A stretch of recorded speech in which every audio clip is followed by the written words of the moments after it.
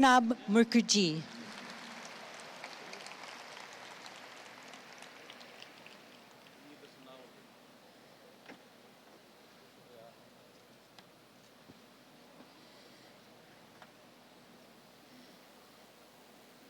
And we also have Asha Didi, Director of the Om Shanti Retreat Center.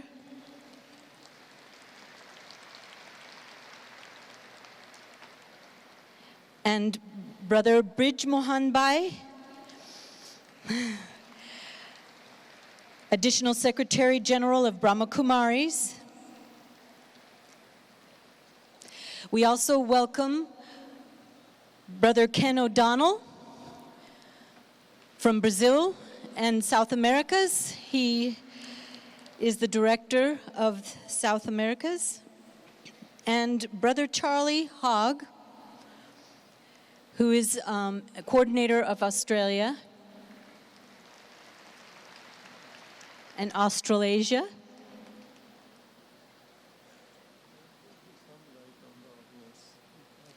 Okay. Could we have some light on the audience? And we'd like to rise to the Indian National Anthem. So if we could all rise and lights up. Jana Gana मन अधिनायक जय हे भारत भाग्य विधाता पंजाब सिंध गुजरात मराठा द्राविड उत्कल बंगा विंध्य हिमाचल यमुना गंगा उच्चल जलधि तरंगा तव शुभ नामे जागे तव शुभ आशीष मांगे गाहे तव जय गाथा जन गण मंगलदायक जय हे भारत भाग्य विधाता जय हे जय हे जय हे जय जय जय जय हे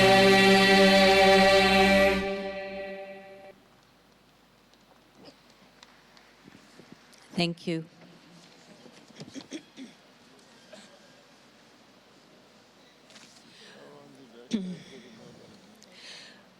We now have a welcome dance from my niece, Lieb.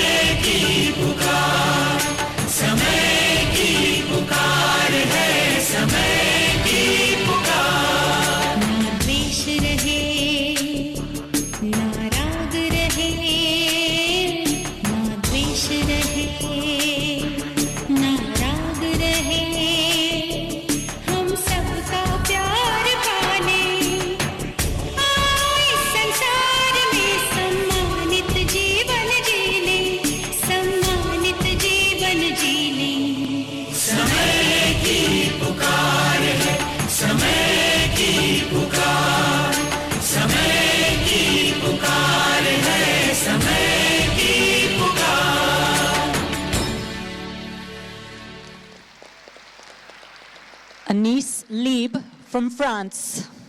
Thank you, Anis. And now I'd like to introduce again our brother Charlie Hogg. He's the Brahma Kumaris Regional Coordinator in Australia, and he's been a meditator since 1977. He spent 4 decades inspiring people to bring practical spirituality into lives, and we'd like to ask him to share his aim for the conference, or the aim for all of us. And welcoming again, Vice President of Argentina.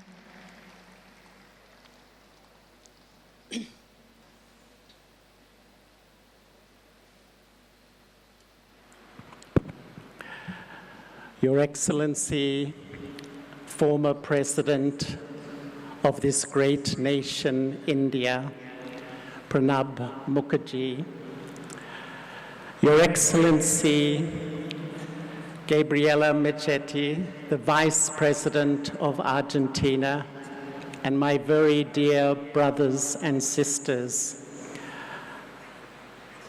In just a few moments, I would like to share a little bit of the origins of this event, and also the aims, and a little summary of this morning for those who have just arrived.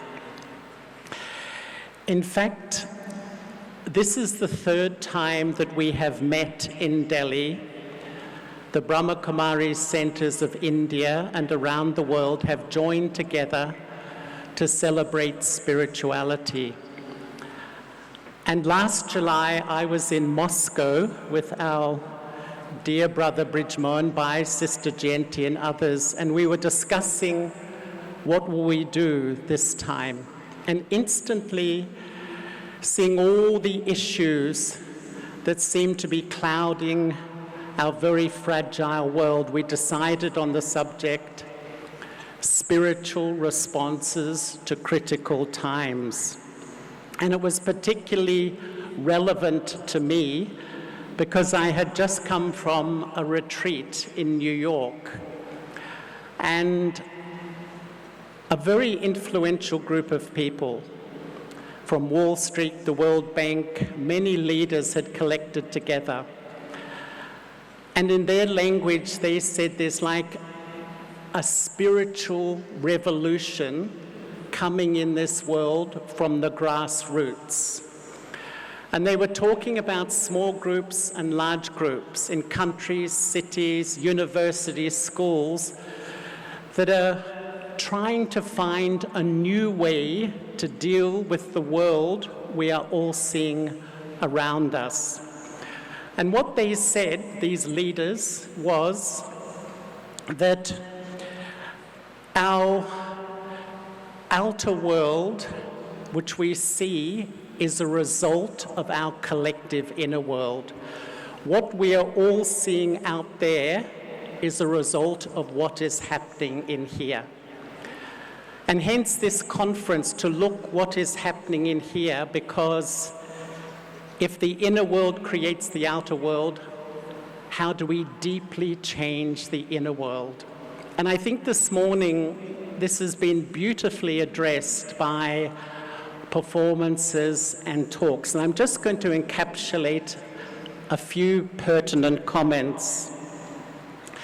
Our very lovely Vice President of Argentina, an extremely special person, she said, "What is the response that politicians can give us at this time of crisis?" She said the response is a spiritual one. And she said of her own life, her relationship with God inspires her to serve others. And the most important example for her as a politician is to be an example of love. Who would like to see more politicians talk about love? I think most of us. And she told us that, or she told me personally, that in her job as the vice president of a very large country, she often brings up the subject of love. Then Sister Genti joined us, and Sister Genti positioned it in a different way. She talked about Indian philosophy and the concept of eternity, and that we move in cycles. And what she was saying is that the era of falsehood is peaking, and it's going to give way to an era of truth, dignity, love, and power. And how this is the natural process, that things peak and then change does come. So she saw a lot of hope in the future. Then there was a lovely interview, and Neville, who's a journalist from London, interviewed 3 very diverse people. Victor, a politician, former politician from Australia. Valentina, a pediatrician from the Seychelles, Africa. And Ayako, a professional musician.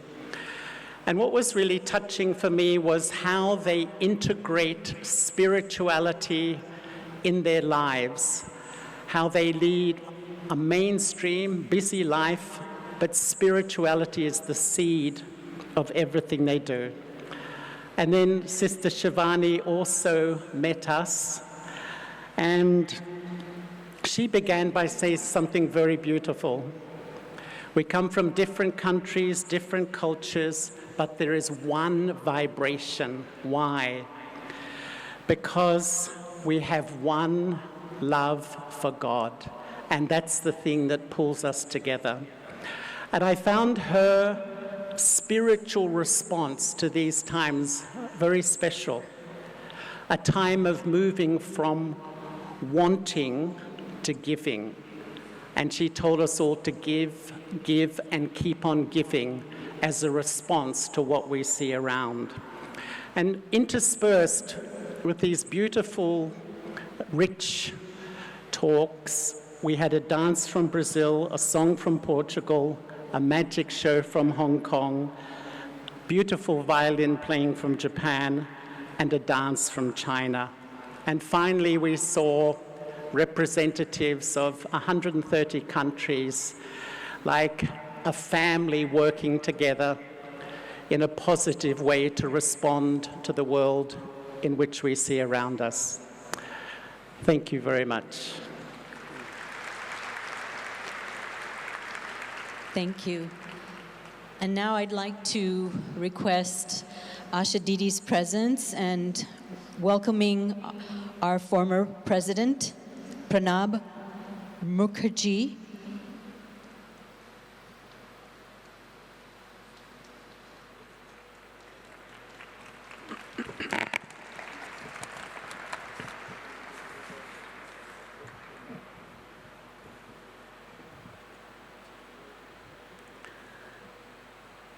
Om Shanti. Om Shanti. We are extremely happy to have amidst us a very deeply spiritual person who, through his life and actions, has glorified the culture of India.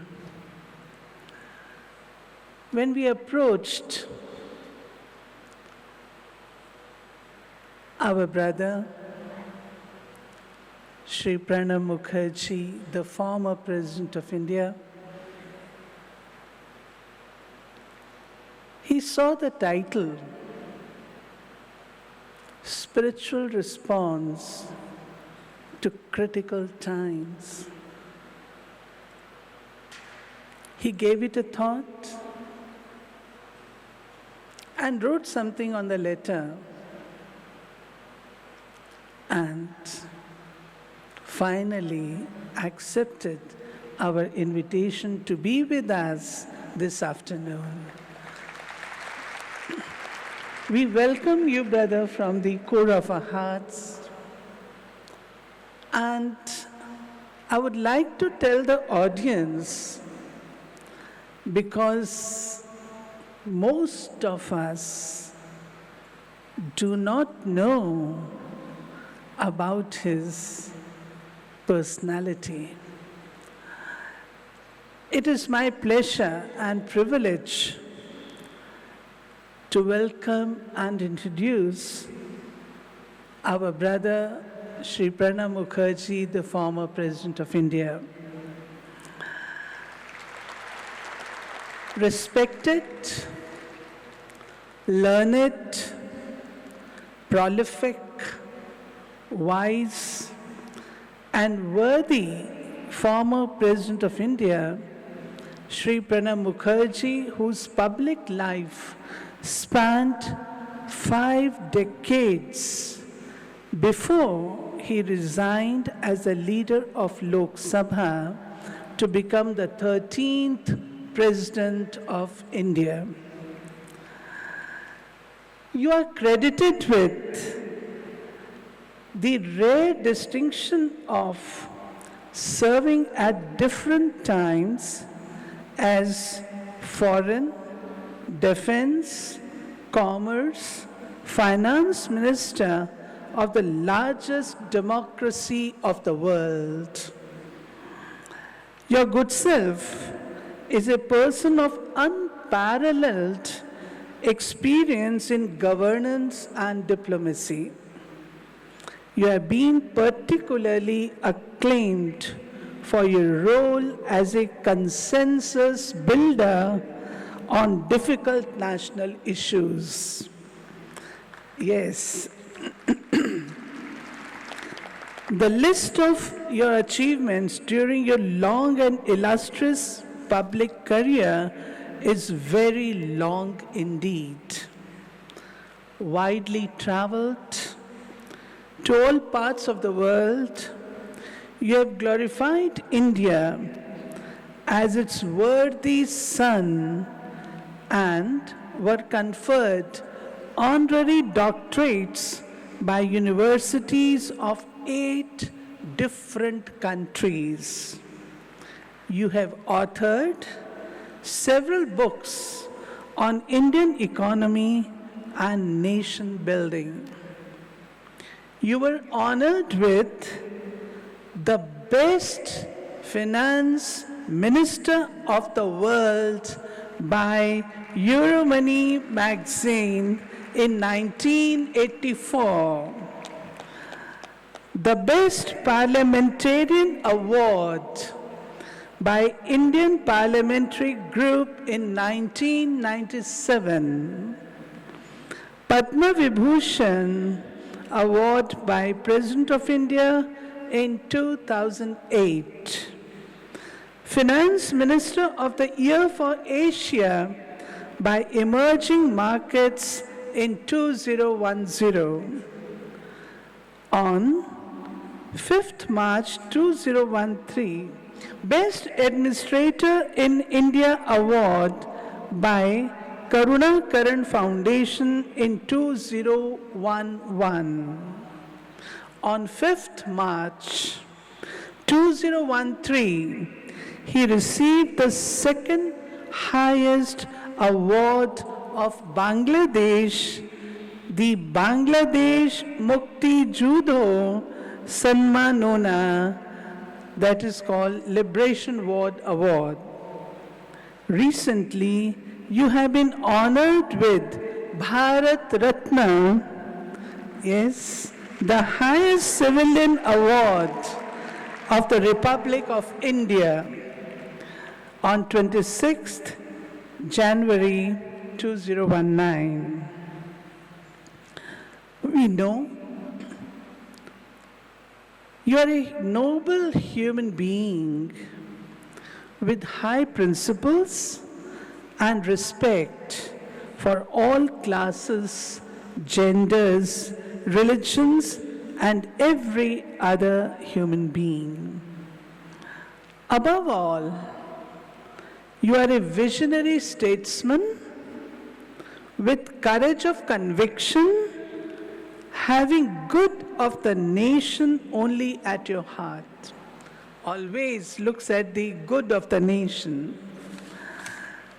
Now, free from protocol, constraints of the highest office of President of India, your honors, words of wisdom are in high demand all over the country. Today, the whole Brahma Kumaris family, brother Dadi Janki is not able to make it.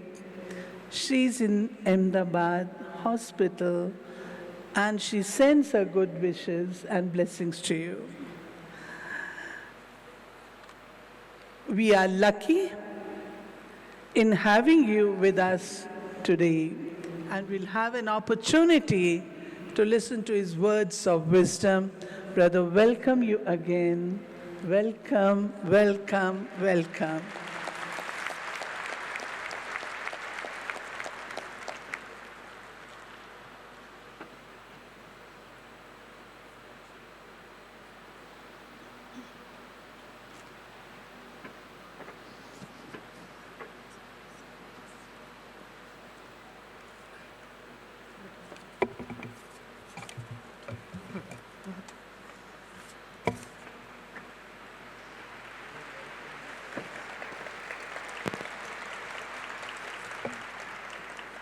Good afternoon. Her Excellency Gabriela Mukherjee, Vice President of Argentina, Sister Brahma Kumari, Asha, Chairperson, Administrator Services Wing of Brahma Kumaris, Sri Brij Mohan, Additional Secretary General of Brahma Kumaris, Mr. Charles Hogg, Brahma Kumaris Regional Coordinator in Australia, Mr. Con O'Donnell, Brahma Kumaris Regional Coordinator, Brazil, distinguished guests, ladies and gentlemen. I especially welcome the distinguished guests coming across the seas to our country, the land of ancient civilization, India. I welcome you and wish you stay amidst us on this great occasion.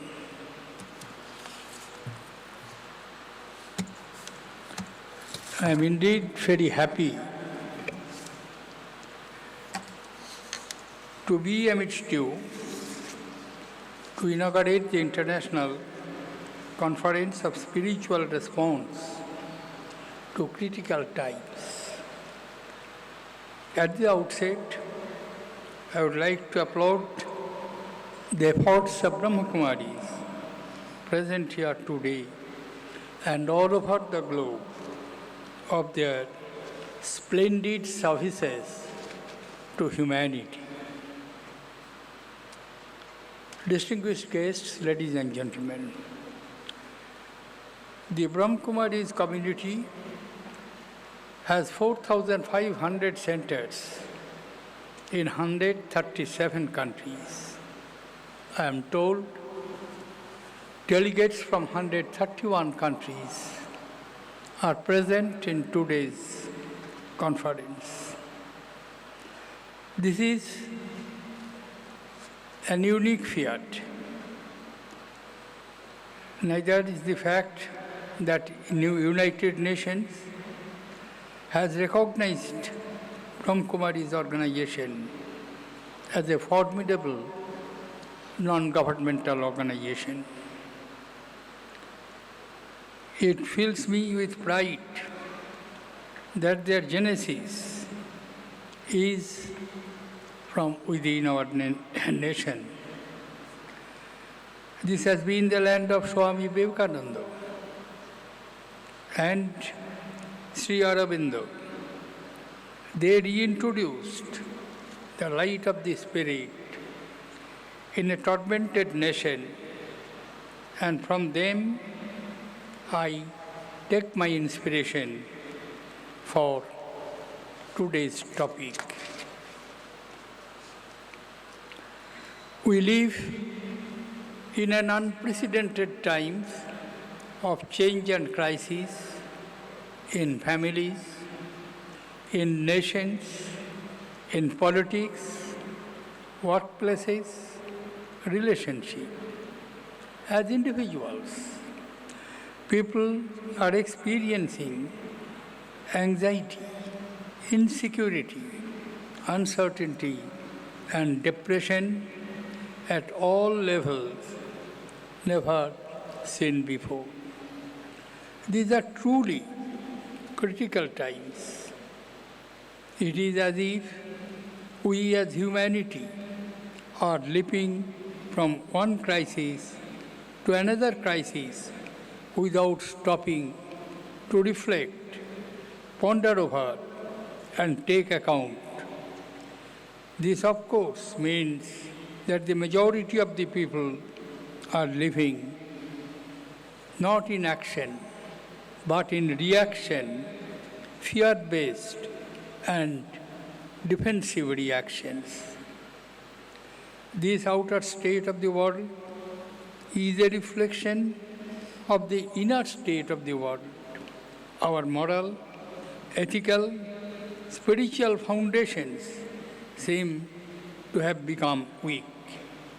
Ego, lust, greed have become deeply rooted in human psyche, shaping a cultural of personal gratifications and greed, and going to any extent to fulfill their greeds.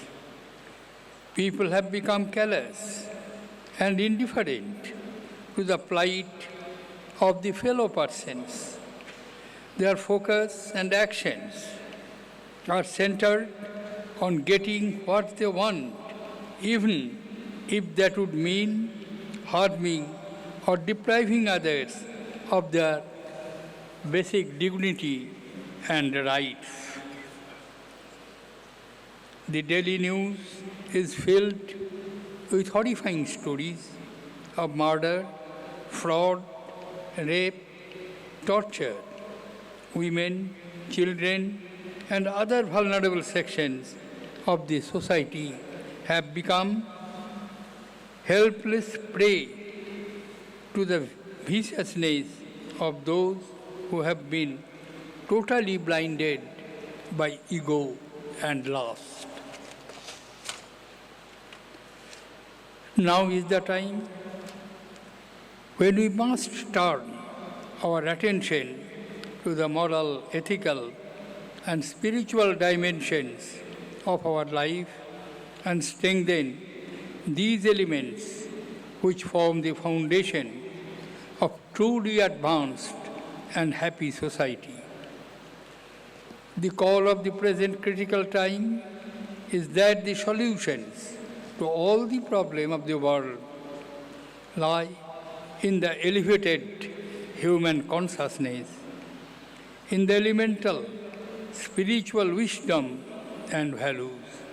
Spirituality points us to the realization that when we act with generosity, compassion, respect for all, we lay the foundation of a holistic progress for the entire humanity.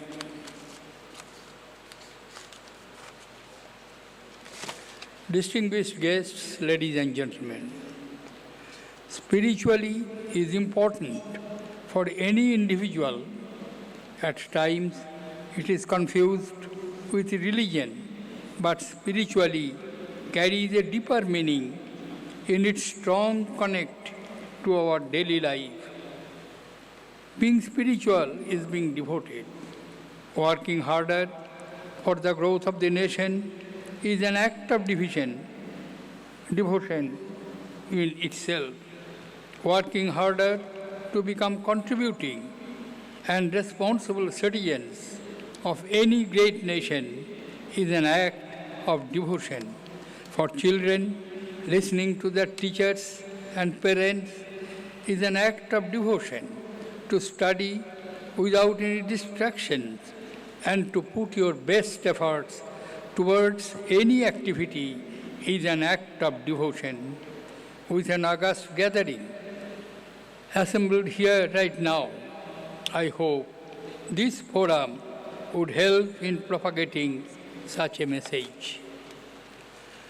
Distinguished guests, ladies and gentlemen, spirituality forms the support base of the normal and social principles which has made mankind civilized. We belong to a country and a civilization that has always attached great importance to spiritual thought. It is one of the many gifts India has given to the world. From ancient times to modern age, India has been a guiding light among nations when it comes to spiritual leadership.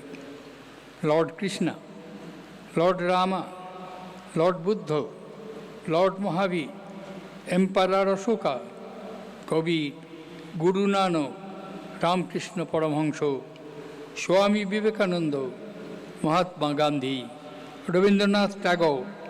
Throughout our history and in our present, we have been blessed with the great spiritual thinkers and teachers. This is a land where Dharmarajya has existed once. This is also the country that fought its battles for freedom using nonviolence as its means. The Indian school of spirituality has never differed from logic. It has never barred opinion or dissension. It is a school of thought that has always preached unity in difference. I got it from Maha Upanishads. Vasudhaiva Kutumbakam. Whole world is my relation. Yatra Vishwa Bhaveteko Niram. Here, the whole universe makes it nest. So, what is spirituality for us today? I believe it is an India that lives by the values we have always upheld through our history.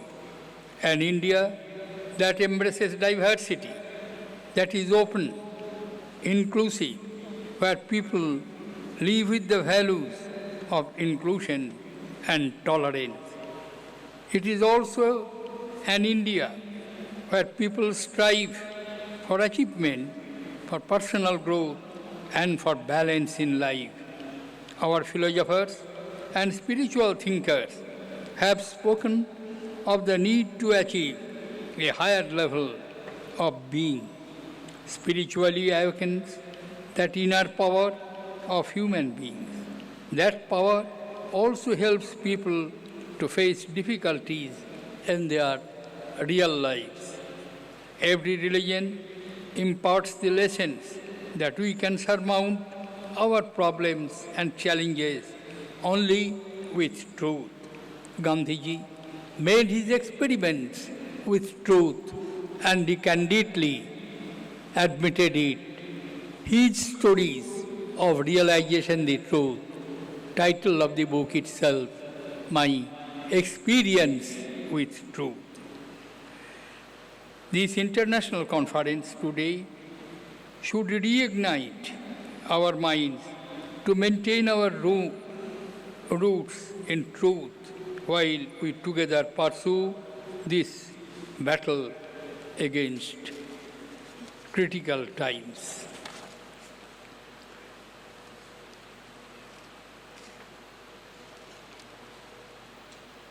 Distinguished guests, ladies and gentlemen, spirituality gives a superior meaning to whatever we do.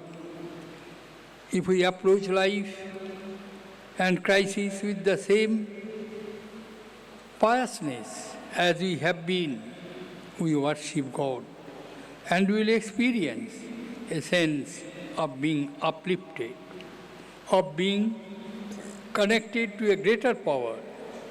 We need to inspire commitment and positive attitude to our people.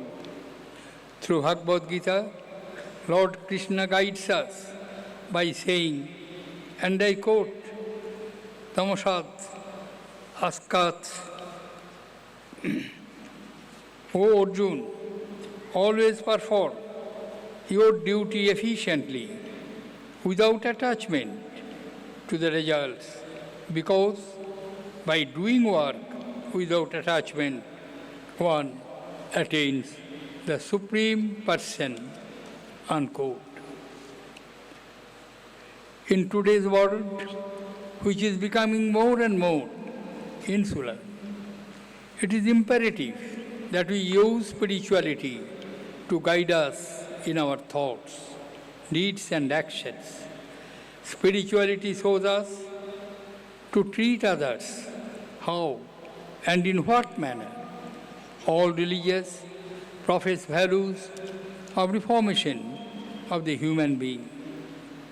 Once again, that great book says, and I quote, perform all work carefully, guided by compassion. Spirituality means embodying kindness, compassion, and selflessness. If these values flourish in our citizens, the society would become happier, more peaceful place to live. This effect will transmit to the wider community, from society to the nation, and eventuality to the entire humanity.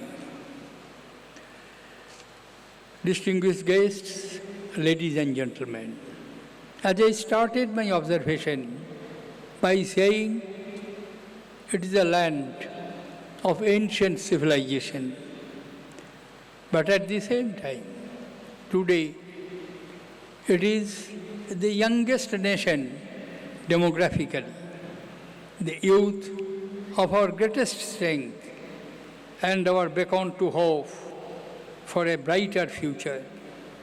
We have to ensure that our rich civilizational values are instilled in them as we strive for higher levels of socio-economic development. We need to ensure that we remain connected to our values. It will guide us to a path of growth that is rich in spirit and wisdom. Once again, I am reminded of the observations of Mahatma Gandhi on environmental protection. He warned the world by saying a few simple words. The Mother Earth has everything to meet the need of you, but not the greed of even a few. We must substitute need, essential need, by our greed. Greed must be left, and we must pursue the real need in harmony with the people at large, transcending the artificial barriers formed in the form of caste, creed, religion, social barrier, and all sorts of artificial barriers which have no real value. I am quite confident this great conference will convey that message to the entire humanity, and I do hope we will have to breathe in a better atmosphere, in an atmosphere which is not vitiated by violence, an atmosphere which is not fouled by the cries, agonies of the depressed and oppressed. Thank you, ladies and gentlemen. Jai Hind.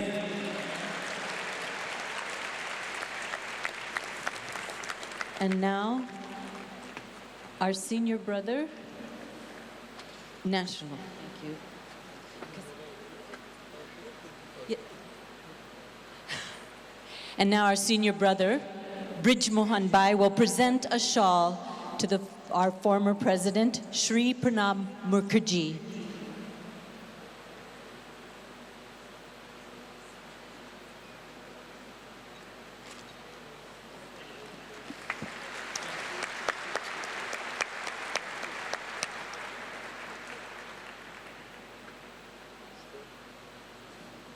And now he's presenting a shawl to the Vice President of Argentina, Marta Gabriel.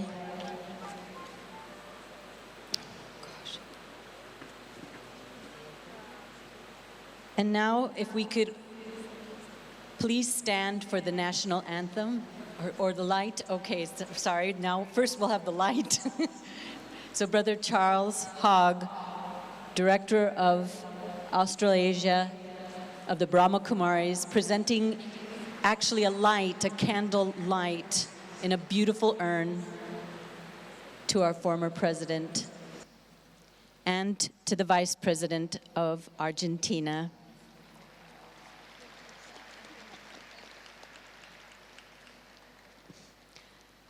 And now if you could please all stand for the Indian national anthem.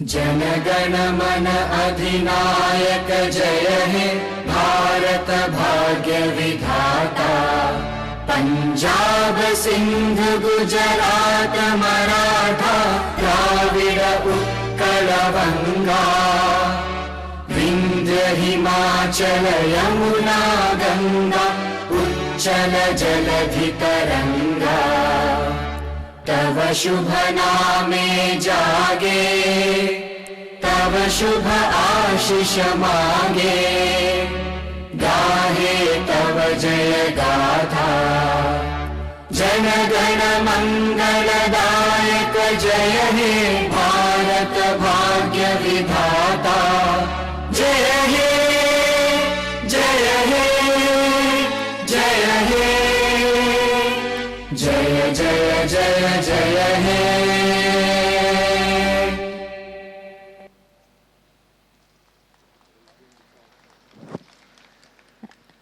And now we say from our hearts a goodbye and a thank you to our dignitaries.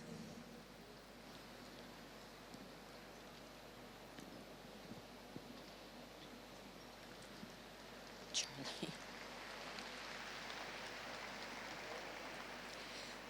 So Charlie, they want to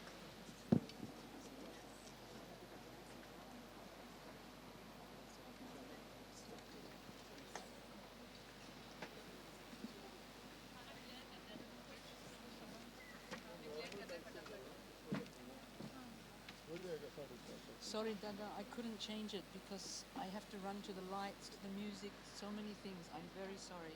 It is my fault, not hers. Nobody's fault. I know, but I really wanted to. Has a blessing in disguise. Acha. Because it's the most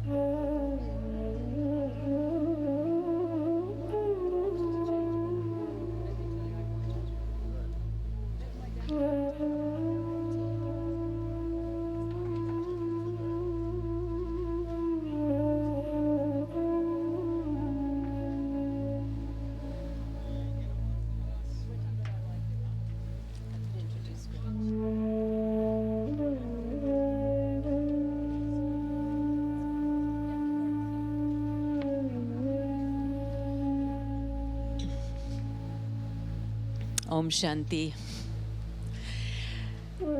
So now we're making the stage ready for that beautiful dance. We're going to welcome Goretti Dunningham back from Brazil to perform that amazing angel dance, because I know some of you may not have been here at the morning session. So now we get to enjoy this amazing dance of angel. Thank you.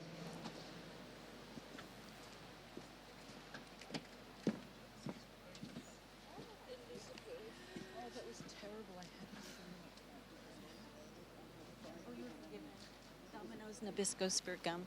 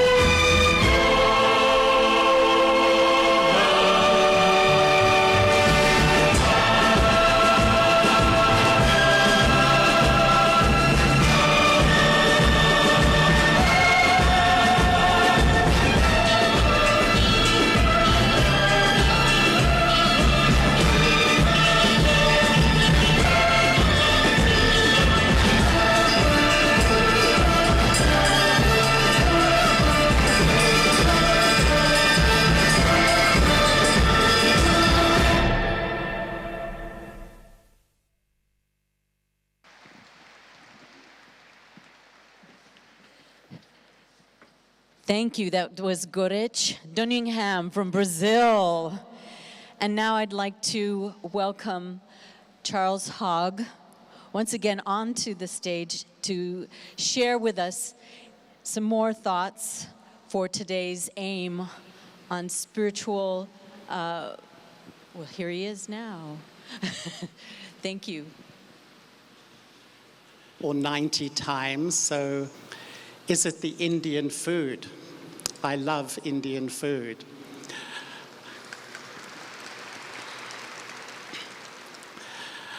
But why do I keep coming back?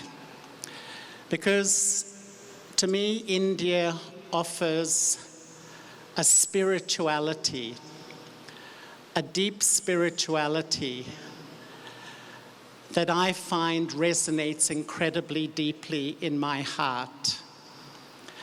And for me, it's not just relevant for this country. I found it relevant to where I live and all the countries I have visited. The spirituality that offers not just to know, but to experience the reality of myself as a spiritual being. And not just know and believe, but actually experience a deep union and connection with the divine, with God.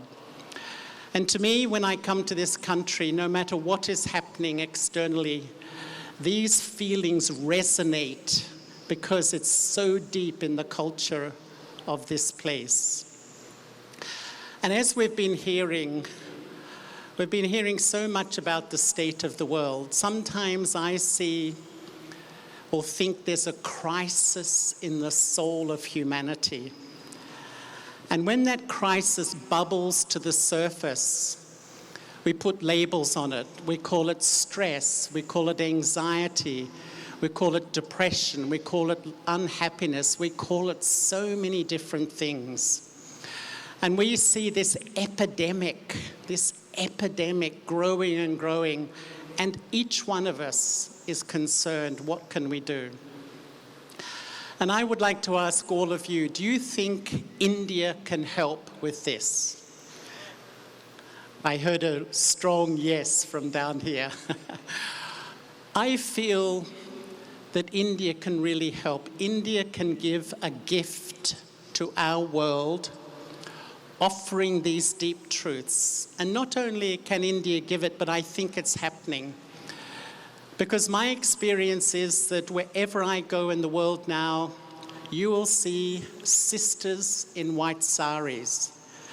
It may be in New York, it may be in South America, it may be in Asia, it may be in Russia. But these sisters carrying the traditional views of spirituality at the state of the world, to the point that I would often go on protests against apartheid, against injustice. And at that time, Australia was involved in the Vietnam War.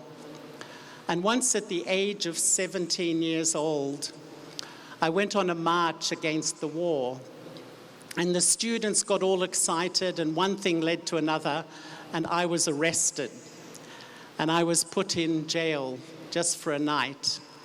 But that night really changed me as a person, because as the night grew long, we sat around 200 of the peace leaders in Australia. And as I heard the conversation, I began to realize that we were an incredibly peaceless, negative group of people. And it dawned on me so deeply, the world will not change at all if you try to fight. Can I convert the ideas, the beliefs, the theories into a deep, rich, spiritual feeling inside? And I often feel meditation is converting the knowing into the experiencing, because that's when it becomes a power in my life. And I began to take up meditation. And it was an absolute epiphany, I would say, for me, how different my mind began to feel just putting two truths into my intellect. The truth that I'm an eternal soul and the truth that I have an eternal relationship with God. And as these truths penetrated deep in my being, it changed my whole vision of how I saw myself, how I saw others, and how I saw the world. And allow myself to be completely loved. And to me, that is a spirituality that anyone can adopt. And relationship is not healthy. It pollutes every part of my life. My relationships with you, my work performance, even my physical health as well. And yet, when I begin to experience, and meditation, as Sister Shivani mentioned, is like a laboratory, going into the laboratory of my mind and experiencing the depth of who I am, and then absorbed in this union with the divine. But it not only changed my vision towards myself, but my vision changed to everyone. I think my passion in life has always been to go beyond the differences. And when you see the permanent soul, it's like we really are one family. But when you see a body, there will be differences on so many levels that divide us, which we see in our world. If people like us here adopt the vision of the soul, it's actually taking that energy out into the world, and the perfume of the mind will create a different feeling. But thirdly, I think my vision changed to what was happening on our planet. And I really feel that we're at an extraordinary time. On the one hand, we see a world that seems to be declining so rapidly. But on the other hand, events like this are taking place of people who want a different way, of people who understand that unless I change, the world won't change. And I really do see, as Sister Genti was talking, that we move in cycles, and we seem to be at the end of an era where the culture of body consciousness is reaching an extreme, and the seeds of a new awareness are really being born. And my real hope for events like this is one very simple thing, that we just don't come here and listen to the lovely ideas, watch the superb performances, but actually I lend my little finger to a spiritual response to a very challenging world, and begin my own journey, my own practice, because it will contribute to a much better world for all of us. So thank you so much, and Om Shanti.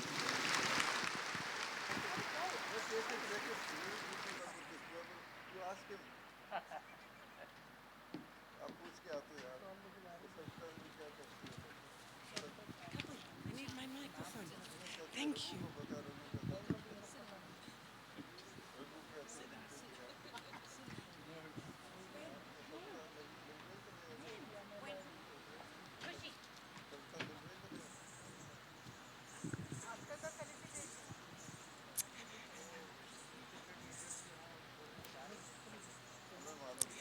So,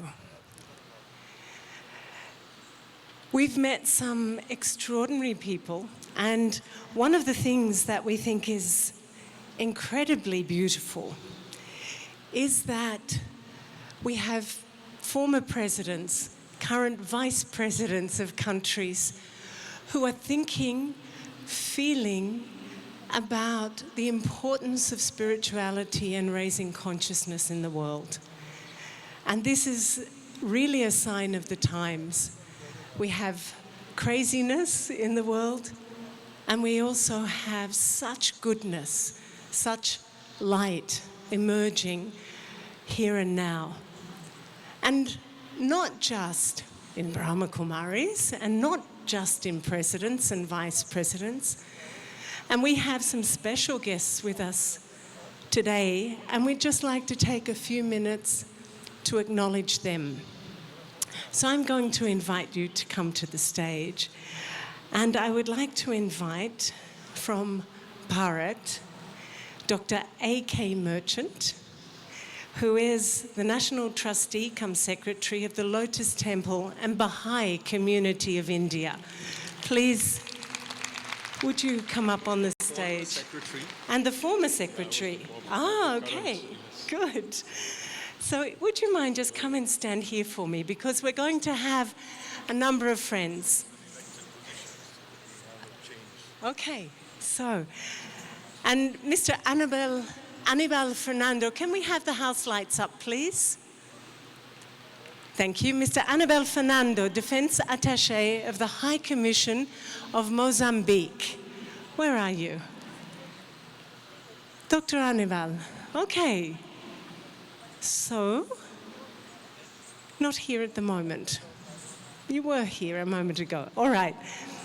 So, Mrs. Shireen Kamaluddin from Malaysia. Yes, please, Shireen. Come on up. And Shireen is the chairman of INSAF in Malaysia. She's a very wise woman. She inspires many people with her writings and her talks and her inspiration. We'd like to invite the Reverend Ezekiel Isaac Malakar from here in India.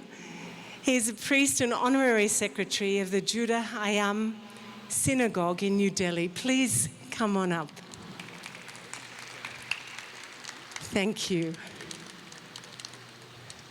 And for us, it's incredibly rich to have our friends with us from the other spiritual traditions. Please come over here. Okay, not yet. And we would also like to invite Diana Lin from Hong Kong. There is no Buddhist now. Okay, Diana Lin, where are you? Over here. Diana works in the media, and can you imagine a more important place to be bringing spirituality? Just take a... Okay, that's okay, go on, yeah. Acharya Dr. Lokesh Muni, thank you, who is a social reformer, versatile thinker, writer, and poet from New Delhi. Very, very warm welcome to the stage, and thank you for being here today. So if you just take a... Suripinda Sian. Suripinda, where are you? Suripinda. Kalvinda. Where is Suripinda? Not here at the moment? Ah, okay. So Suripinda is an executive in the National Health Scheme in the United Kingdom. So welcome to the stage. Please, sisters. And we have Dr. Thomas, Dr. M.D. Thomas, the founder, director, Institute of Harmony and Peace Studies in New Delhi. And how important is that work? Thank you so much for being with us this afternoon. Thank you. Dr. Ruth Gawler. Dr. Ruth Gawler, where are you? And Dr. Ruth Gawler is from Australia, and her work has been varied and vast, but very special work working with Indigenous people. So Ruth, thank you very much.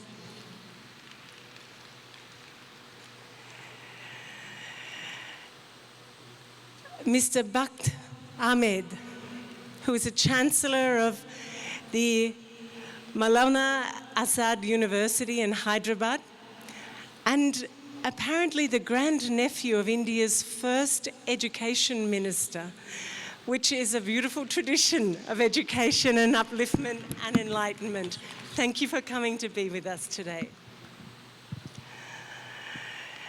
And from overseas, we'd like to invite Mr. Rob Sampson, who is here from Australia also.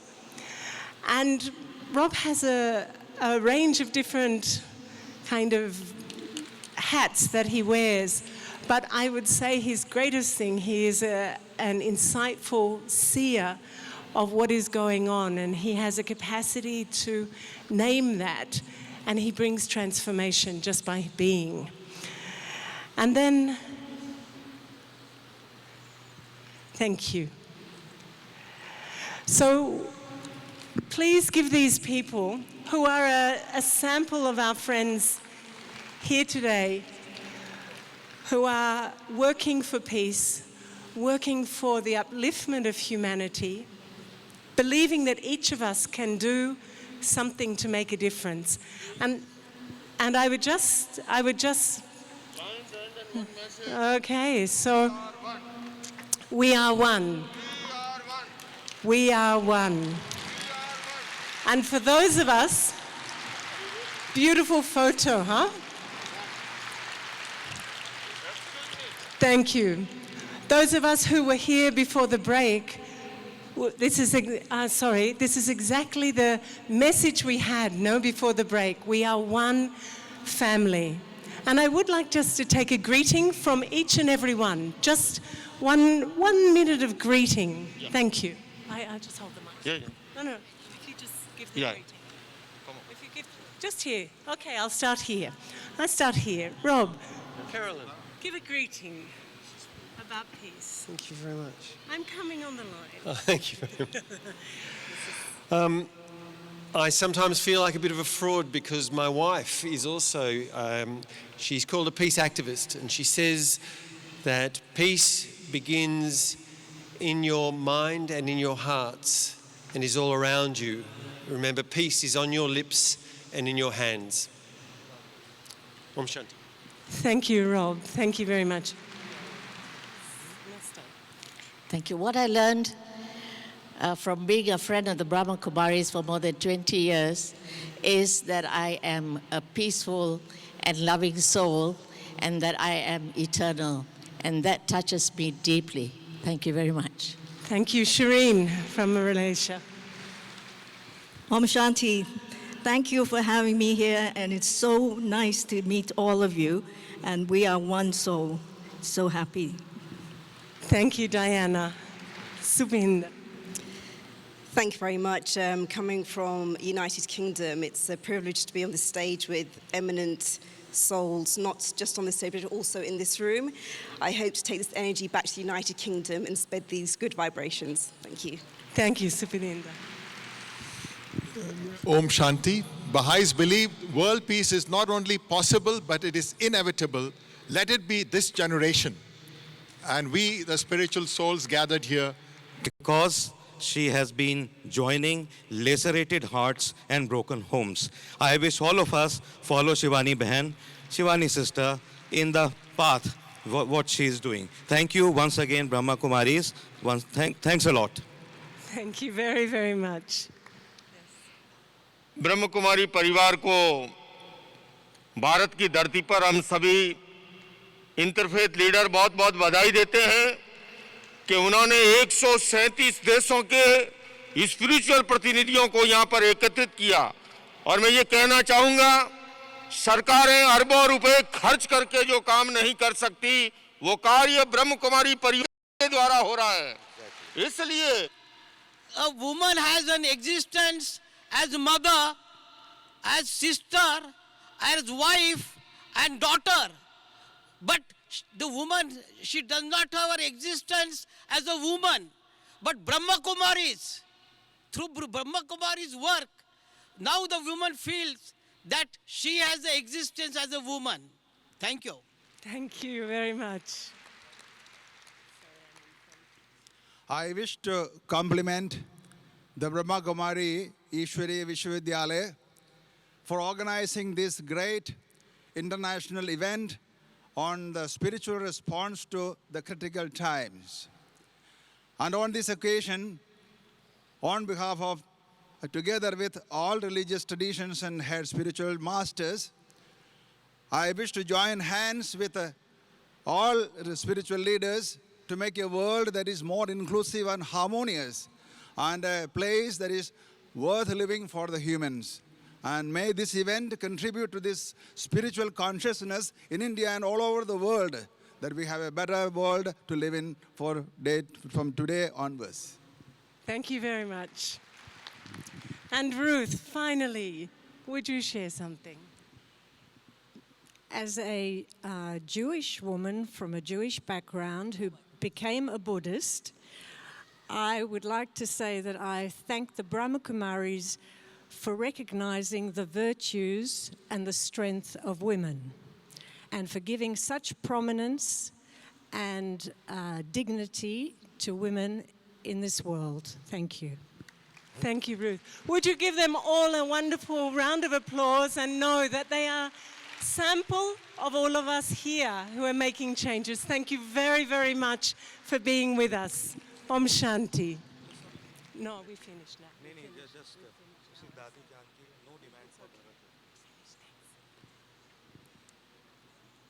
Go.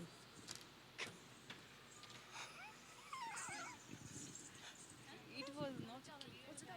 You will announce or not? Hello. That was beautiful.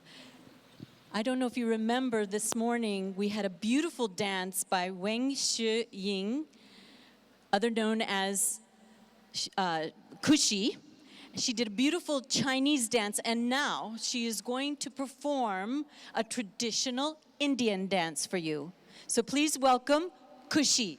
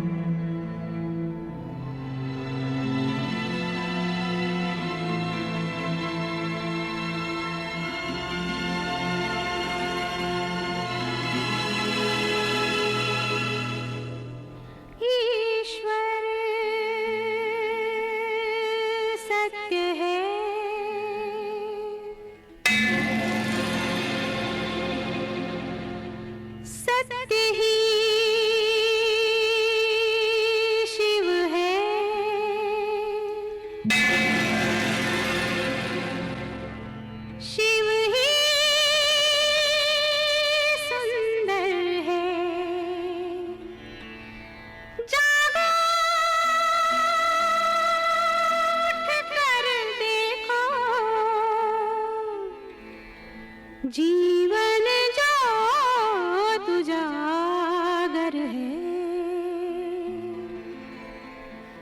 Satyam Shivam Sundaram Satyam Shivam Sundaram Satyam Shivam Sundaram Sundaram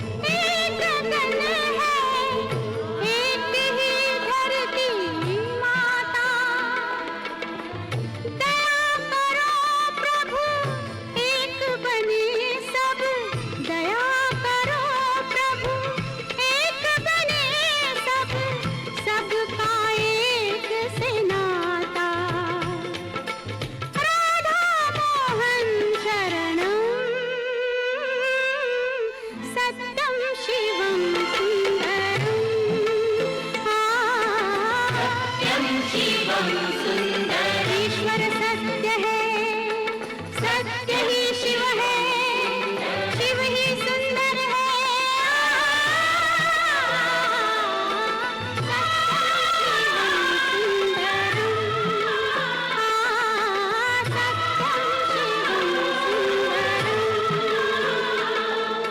Satyam Shivam Sundaram.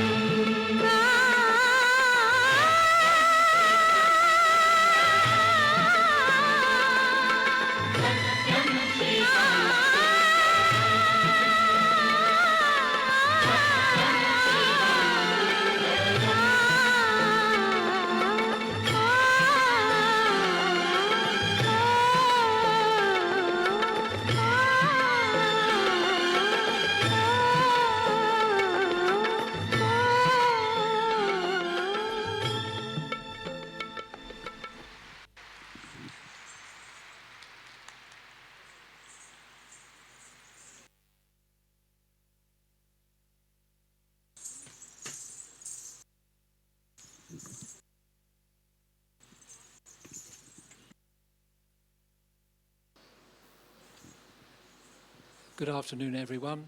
My name's Neville. I'm a writer from Oxford in England. And my own warm greetings to every one of you who have joined the programme this afternoon, and a warm welcome back to those who are here this morning. My job is to introduce to you two deeply spiritual individuals. We had a sort of chat show this morning.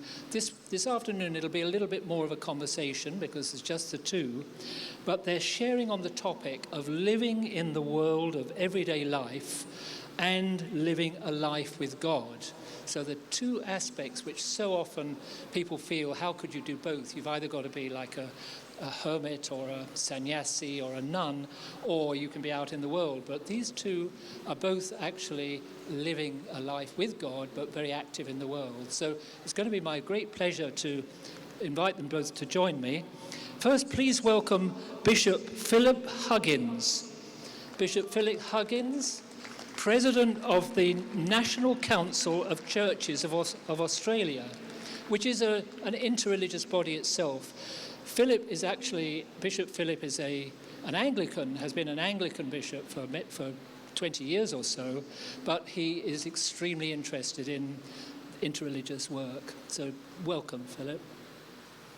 And secondly, I would like to invite you to give a warm welcome to BK Jasmine, who for nearly 25 years, Jasmine was a pillar of the Global Retreat Centre at Oxford, England. GRC was the first retreat centre opened by the Brahma Kumaris, and it set a pattern that has been followed all over the world. So Jasmine is a real pioneer. Thank you for joining us, Jasmine. So I'd like to, begin with you, Jasmine. I know that you're not used to coming up on a stage, especially in front of thousands of people, but it's very, very nice to see you. You see, she has, I don't know if the camera is picking it up, but she has a most wonderful, infectious smile. And her pealing laughter has echoed around the retreat centre for decades. So even through that, she serves a lot. Jasmine, you came to the briquets and actually decided to dedicate your life to this movement when you were 17. You were in Germany. Jasmine speaks English better than most English people, by the way. She really does, but she's from Germany. That was her native language. And it's one of the most wealthy countries in the world, and yet you came in for this life of simplicity. What was it that brought you at such a young age as a 17-year-old? Oh, Jasmine's not on at the moment. Here, take this one.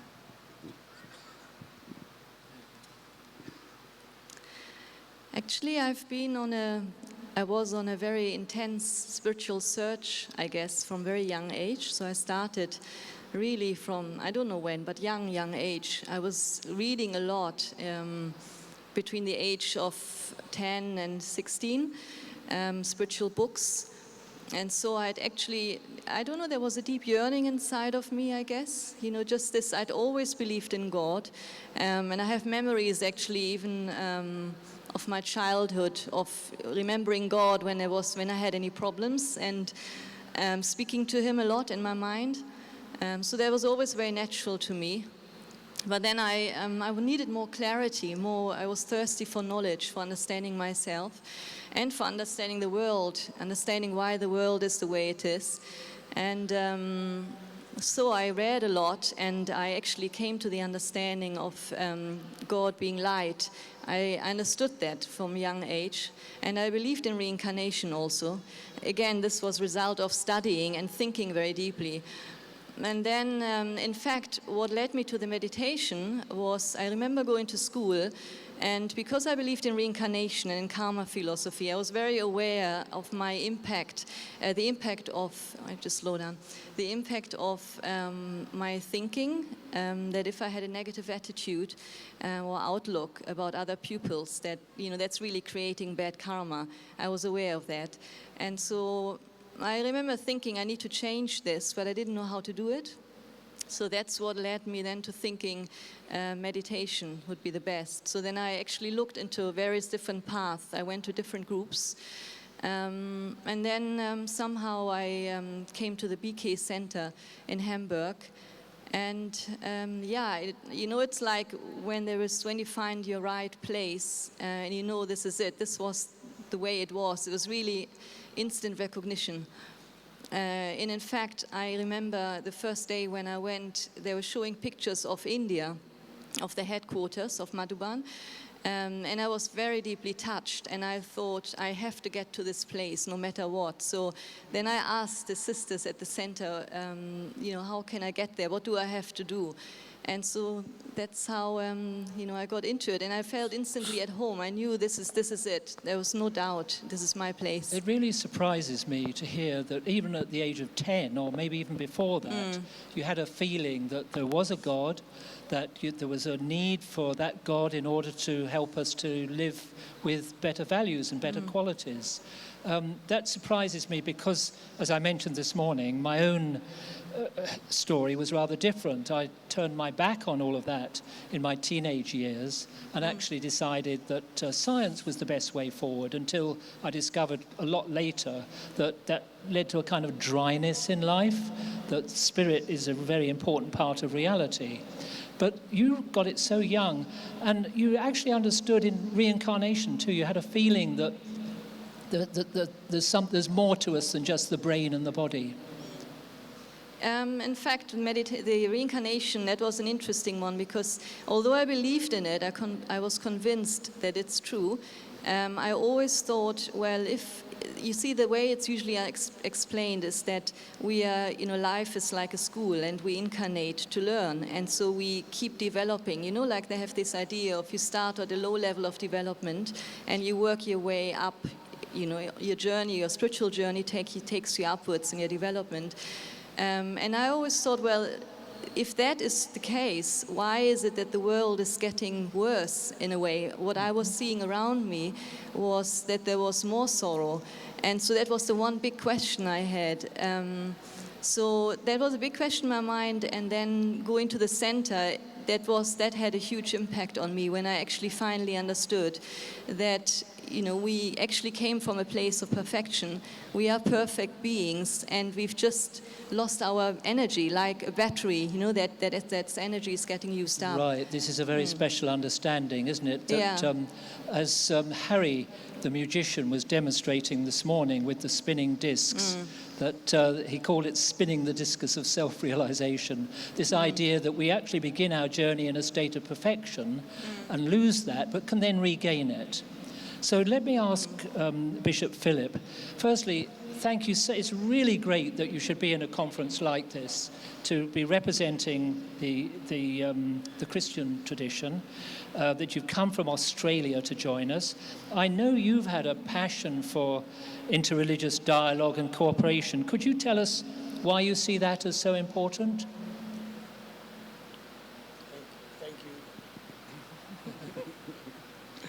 Thank you for the kindly welcome. Look, we are one human family on a tiny planet in a vast universe, the end of which is still to be found. And the more we live out of this reality of being one human family and approach one another always with the feeling that we've got something to learn from one another, then we can make some progress.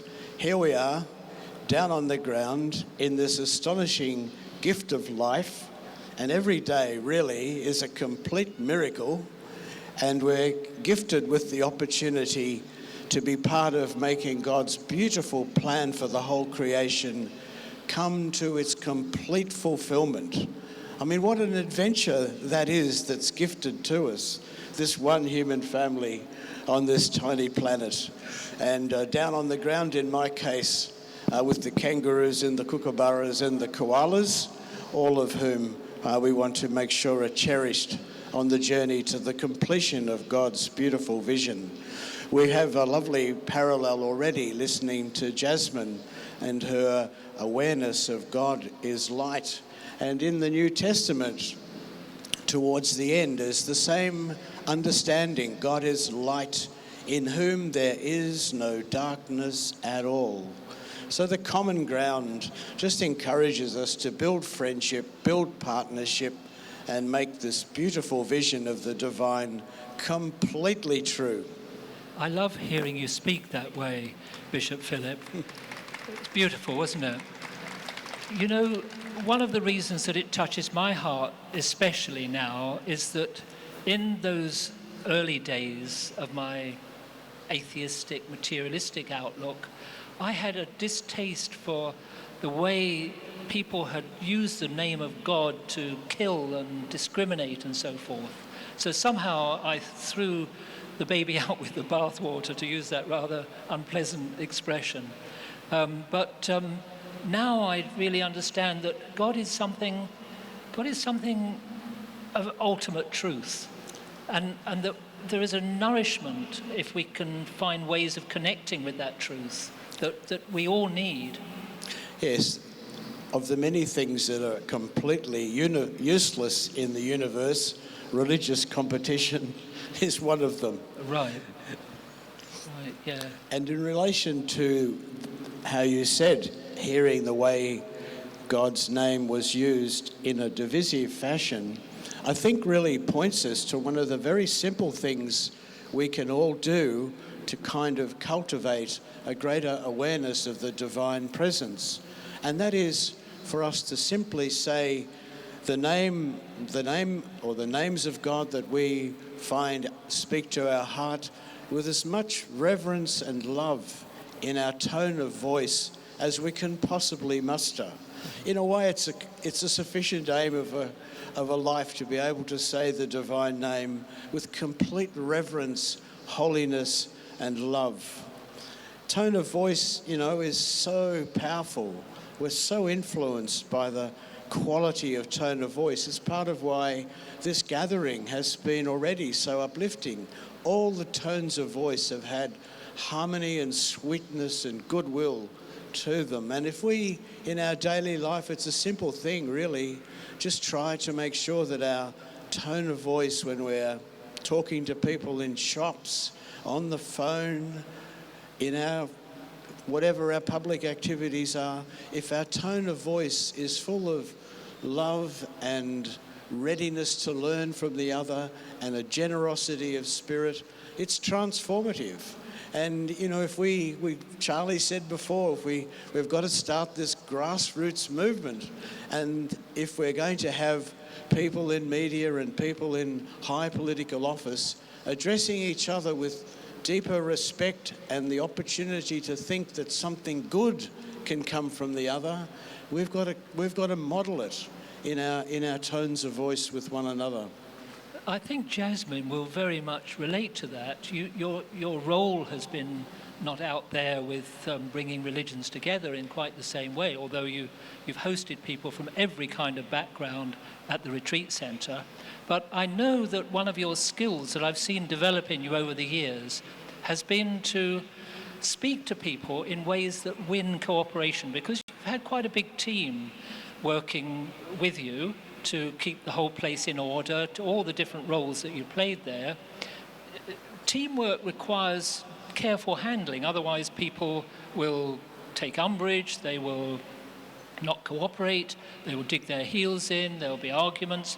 But I've seen you really develop the ability to win people over and make them cooperate. How has God come into that, or is that just something you learned in a practical way? Well, probably both. I mean, it was a huge learning field for me, and I'd say probably relationships was probably my main learning while I was at the retreat center, because actually I was working with a lot of different, vast variety of people, very different personalities. Some people are very, they work very slowly but very thoroughly, some very fast but, not very accurate. And it helped me really to develop a lot of compassion and understanding for people, because I guess I do have deep love for people in general, and so whoever I was working with, I was always very concerned that they should feel loved and looked after. I don't like treating people like machines, and it's like, this, whatever we do together, we should do it as friends, rather than feeling that, I'm coordinating and I'm, making you do something. And so I actually always gave this priority to develop a friendship with everyone. And with regards to how that relates to God, I think it's just, I have always had an experience of God as love. And even before, even as a child actually, I always believed that God is pure love. And so when I came into this spiritual knowledge, when I started the practice of meditation, I actually had the experience of that. And so when you feel totally, completely loved, and someone believes in you and sees the highest in you, you want to do that for others in a way, and you feel that you are in a way you're an instrument in a way, working with others. So you want to share with them that love, basically, the love that you feel inside, that you've received. And I must say, it's one of my favorite qualities is love, compassion. It's something it has come quite naturally. Bishop Philip, I could see you relating to how Jasmine is speaking there. And one of the great strengths that I think is generally recognized about the Christian tradition is that it speaks very much of God as love. Sometimes says God is love, and Jesus as his sacrifice, his love for humanity that led him to give his life. How does that connect with everyday life for you? Because you've spoken of how bringing good qualities into your relationships, speaking kindly and tone of voice is important, but are you actually actively remembering God or using God to help you have that kindness in your relationships? Well, for myself, I'm a practitioner of kind of mantric meditation, in my case, the Jesus prayer. Jesus have mercy, which I've been practicing for some 40 years. And it's one of the beautiful things about coming to here is I've been able to practice my Jesus prayer in the midst of the retreat, the Brahma Kumari retreat, in the silences and in the guided meditations. It's been so beautifully inclusive. And that prayer, I think, like other mantric prayers, what its benefit is that it helps us to make good use of the gift we have of self-awareness, this capacity that we have to be aware, objects of our own awareness. And I can be speaking, people can be listening to what I'm saying, and they can be thinking something else simultaneously. It's an amazing gift to be able to do that. But we know, don't we, that what we think about shapes what words we use, what actions we take, and over time the pattern of our thinking therefore shapes our character and our destiny. Right. So being able to really be attentive to what we let ourselves think about is crucial because of where it leads. And mantric meditation, in my case the Jesus prayer, I prayed it before coming here to try and make a decent contribution. I pray it before meetings. I pray it going around through the day, and it comes into my heart as I'm doing things, and it just helps me when I become aware that I'm thinking things that are not going to go in any good direction. Trying to always choose the thought that's the truest, the most beautiful, and the kindest. When your thinking's not like that, then in my case, the Jesus prayer, praying that prevents me losing that self-consciousness and descending into thinking and action that I do not want to do. Fantastic. That is really practical and understandable. Would you like to close our little session with something from that prayer, or with us? You have something in mind that you could offer us? I'm going to sing you a little song, which, as they say about politicians doing crazy things, is courageous. But you've got to help me, and by humming. Oh.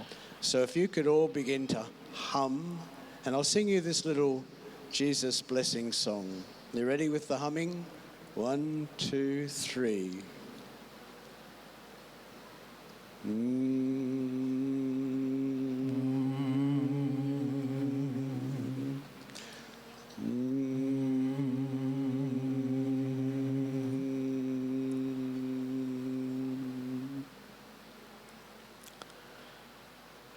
May the long time sun shine upon you, all love surround you, and Jesus' light within you guide your way home.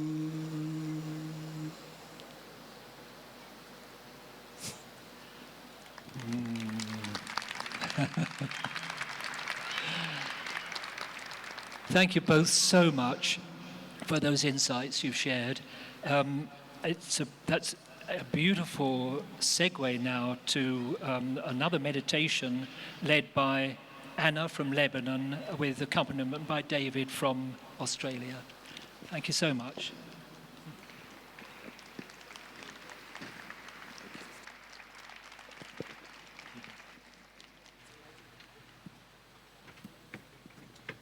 There you go. Thank you.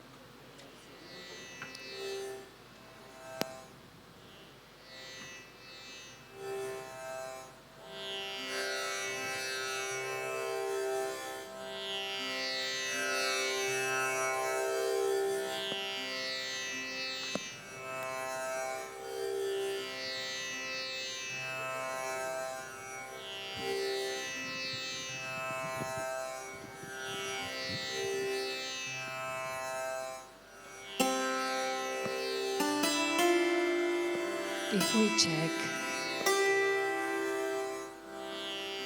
what has been going on for the last 2-3 hours,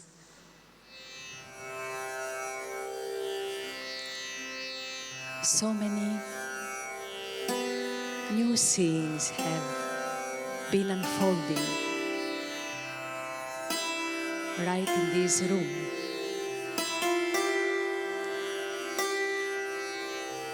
Imagine in the whole world, second to second, constant change, happiness, sorrow,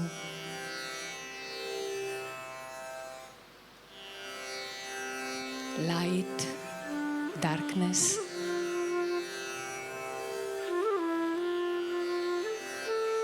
But it takes 1 second to remember that all this happened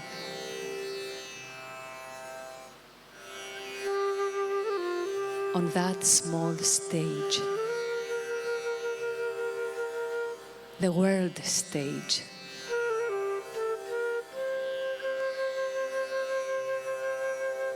And it takes a second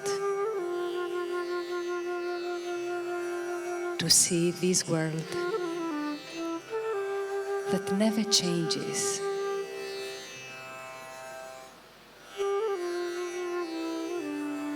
The backstage.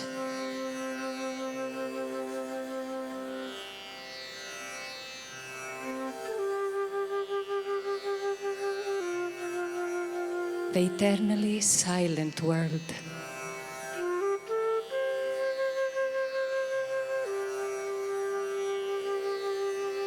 Where the silent,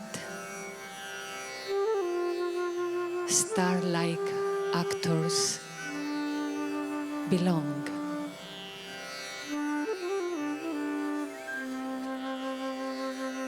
And it takes a second to wake up and remember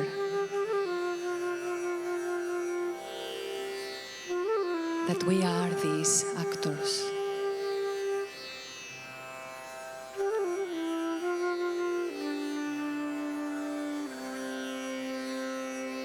And we now choose to focus our attention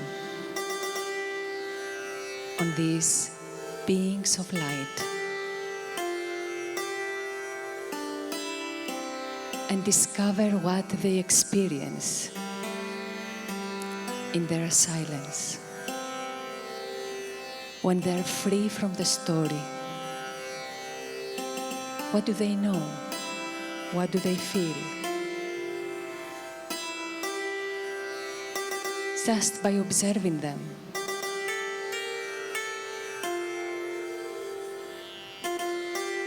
we discover their treasures, ultimate treasures.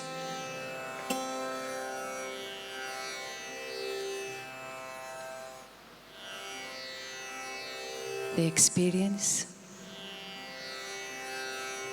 security because they have nothing to lose. And they need nothing. The costume needs on the stage, but they need nothing, ever.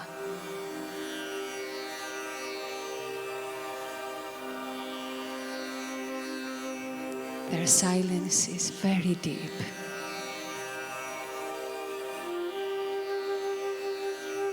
Because they're full. They don't have the name or trace of desires.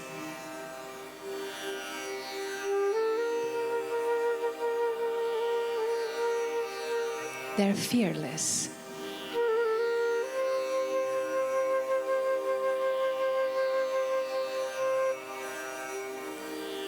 They're immortal. They're eternal.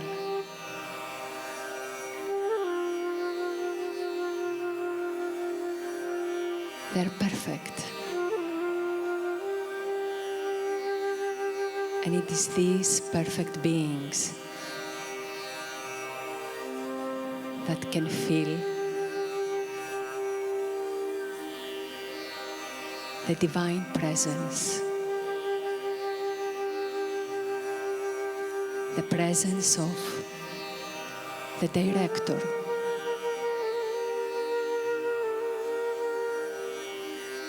the one who is always awake, the one who always sees the full picture.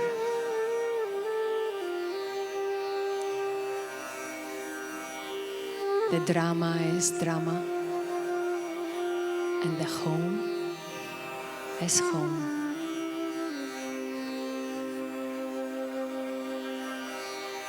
The home is the real world. Everything here is real.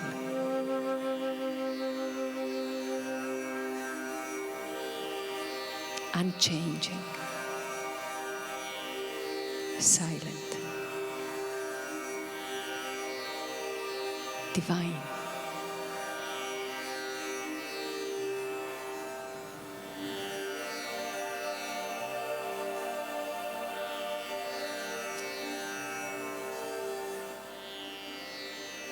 These beings of light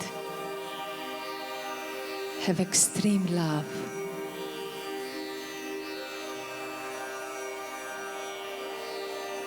for the director, the constant companion, God, Shiva, the One.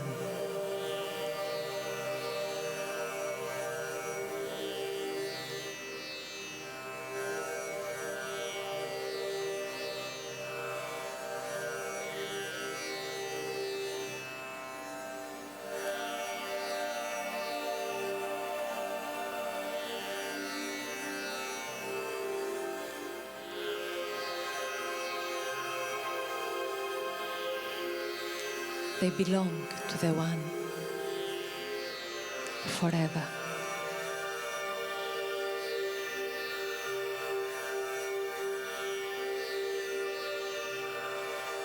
Their connection is from heart to heart. They don't think about God. They don't visualize. They live with Him. They are combined.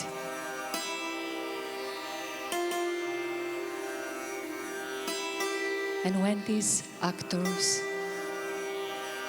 play on the stage,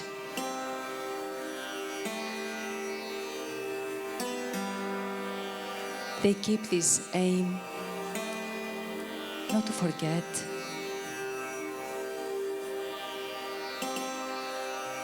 to see the full picture,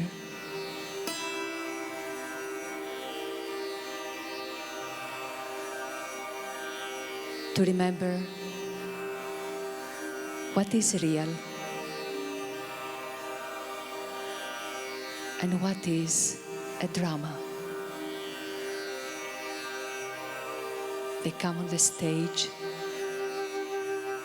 as guests. They know that everything on the stage is temporary.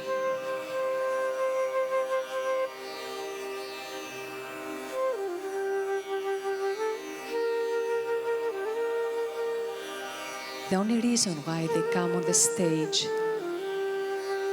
is to reveal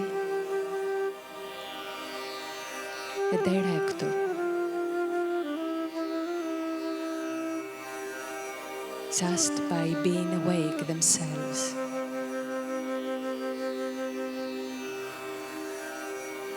Just by seeing others as they are. Invisible beings of light.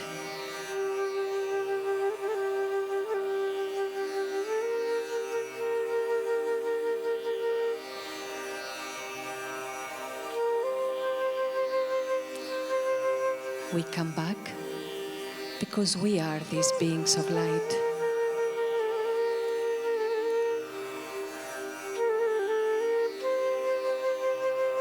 And we keep this gentle attention on the invisible reality while on the physical.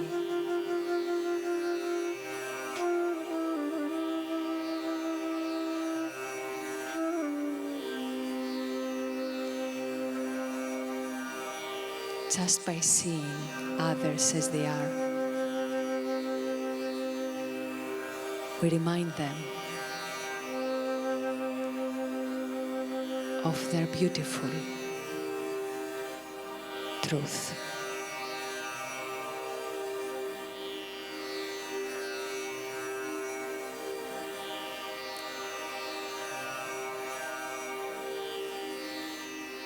Om Shanti.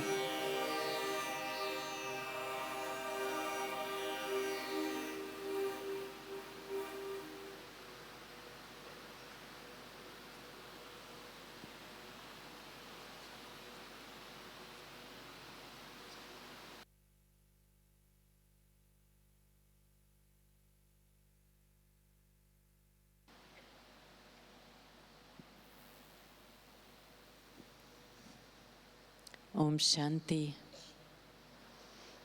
Wasn't that lovely?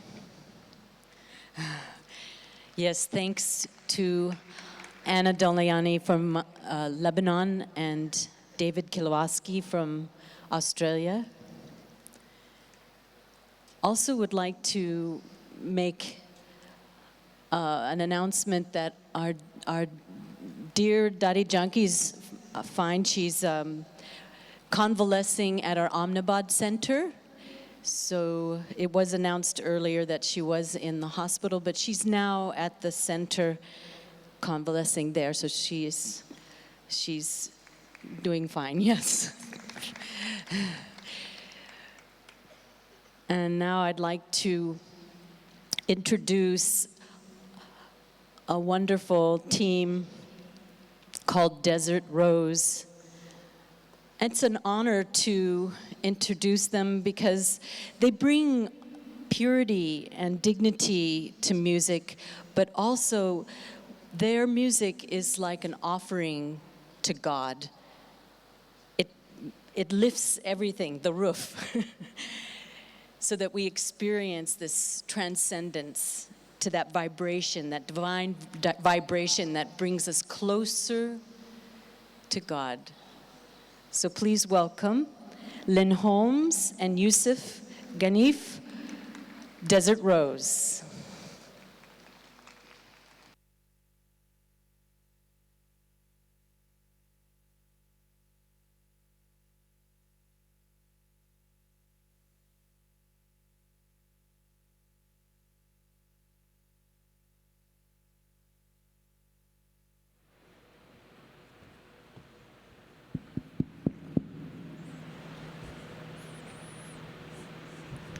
Om Shanti.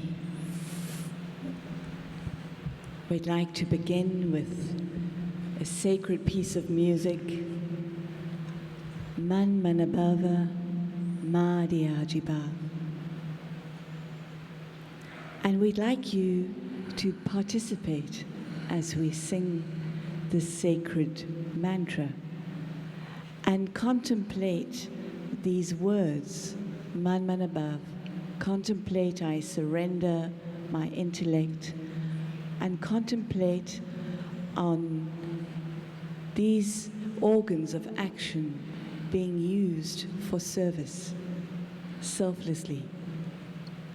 We invite you to participate here.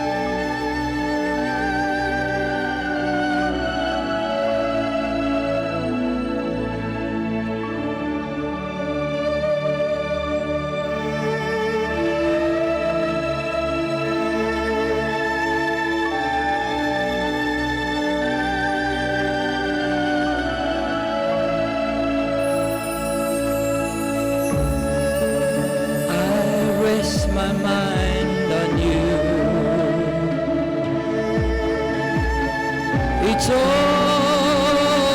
I want to do. I give this life to you. I surrender to you. Man manabada.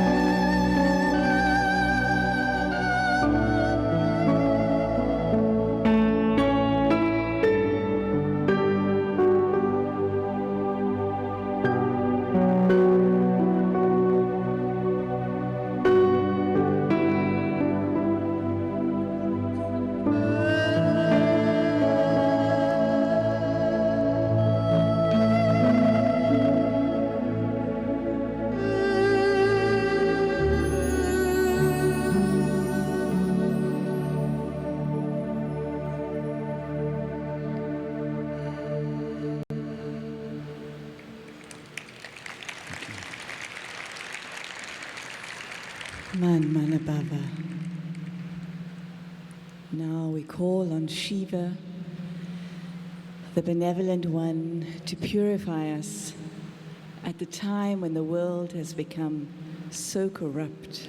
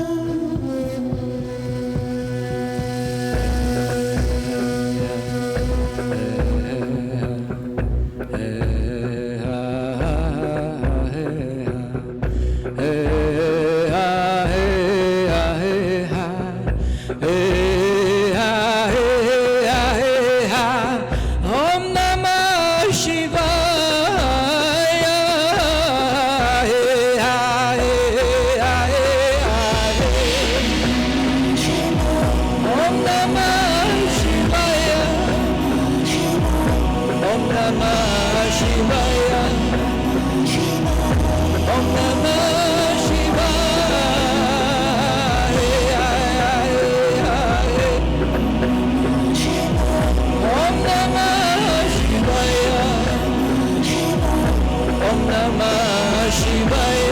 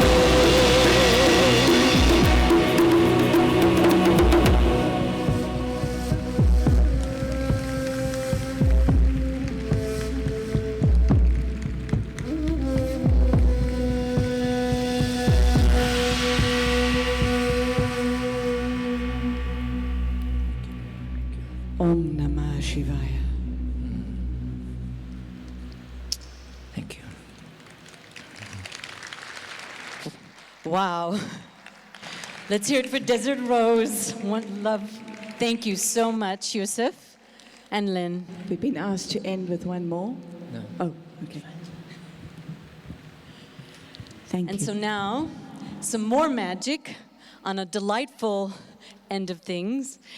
So from transcendence, now we'll be tickled by the magic of our dear brother Harry from Hong Kong. He has his own television show, so he's going to show a few more of his tricks. Welcome, Brother Harry.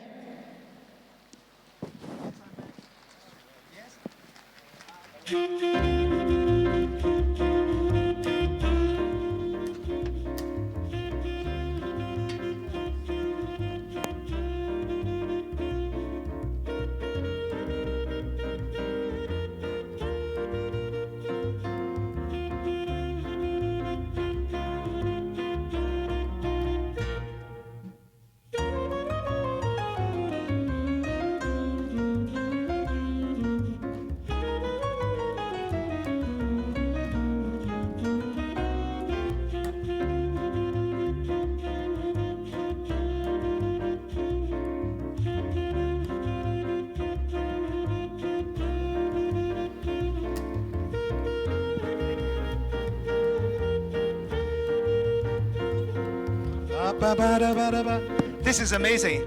With the magician that no microphone works. That's great. Thanks very much for bringing me back. How about a little round of applause for no reason whatsoever? Yeah, just to get ourselves, warmed up a little bit. But there is actually a reason for that, because this is going to be a double dynamic thing.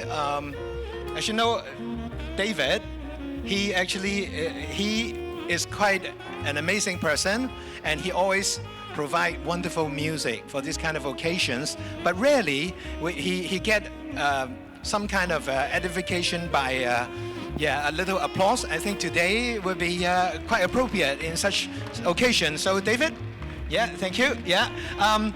However, we're going to challenge him to do something slightly different. But before that, I would need someone to come up and help. And well, let's see who would like to help me in the next following incredible magic thing.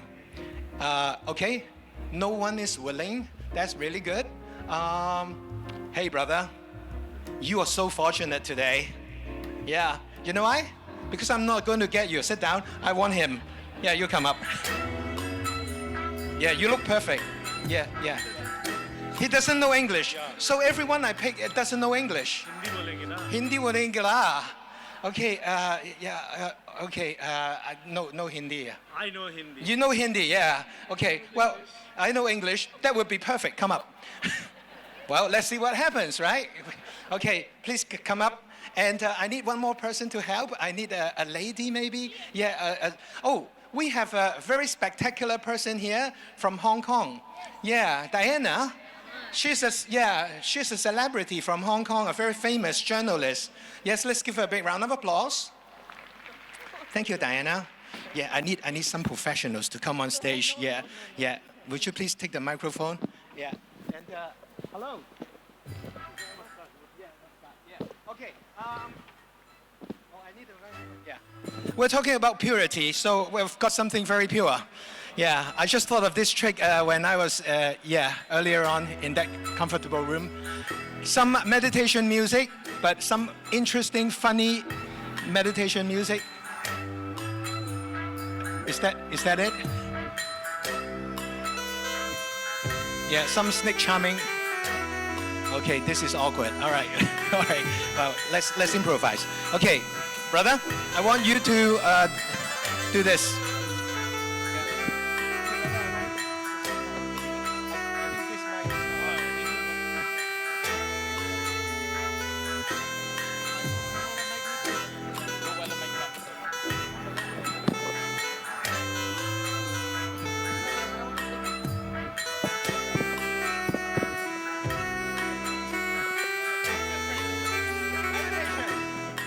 Yeah, it doesn't matter. Don't worry about the mic.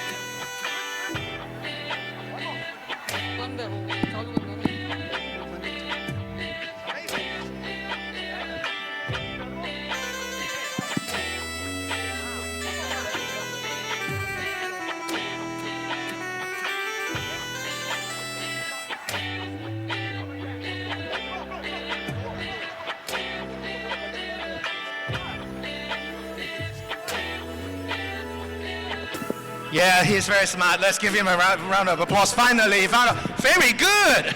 Okay, good. Yeah, you can now relax. Yeah, we don't want you to be like this for the rest of your life.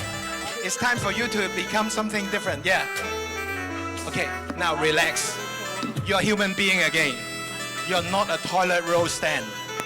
Release the fingers. Release the fingers. Go. Release. Just go like that. Go. Okay, that's my 7 minutes gone already, yeah? Yeah, you just relax. Yeah, 1, 2, 3, relax. Magic! Yeah, the thing is, this is really entertaining. Sorry? My button is, yeah, okay. There are about 10 people at the back telling me what I have to do. Yeah, I think there's, would you like to do this? Well, thank you very much. Do you know what most important thing? Because we have a lot of very intelligent and profound people here today, and I think it is wonderful that we actually have to relax a little bit. Yeah, and you have actually given us that opportunity to relax and enjoy. So let's give him a big round of applause for that. And yeah, is my microphone, is it working now? Is it working?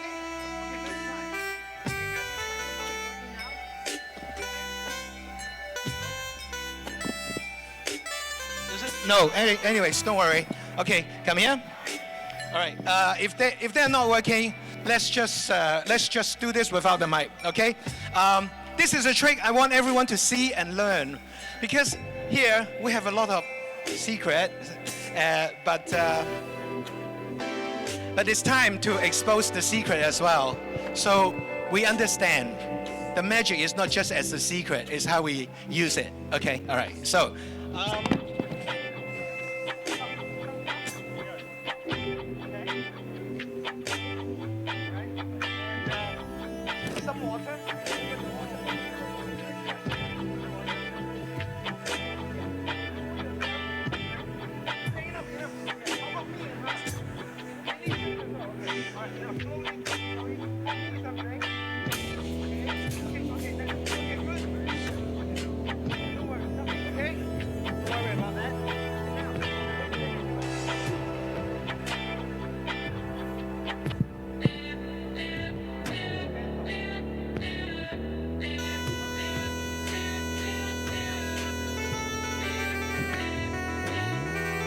This music is getting annoying now, but it's very appropriate for my magic. Keep going. Yeah, we're gonna make the water disappear in a magical way. Okay, just follow me.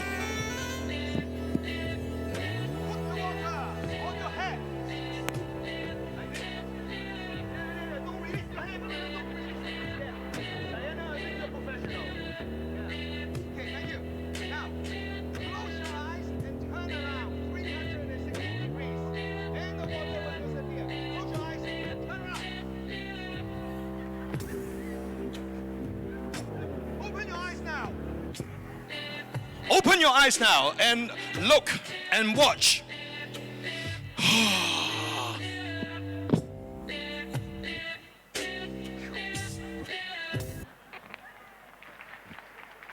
Thunderous applause.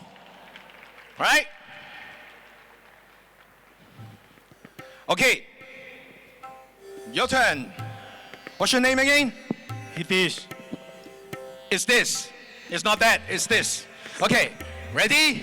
1, 2, 3. Just put it here. And do the magic finger. Like that. Yes, that's too fast. I didn't say, yeah. Yeah, okay, never mind. Give him a big round of applause. Very good. Okay, we have a little bit of hope for you. Thank you. She's been very professional. She has not moved at all. And that's wonderful. I think we need a little bit more water.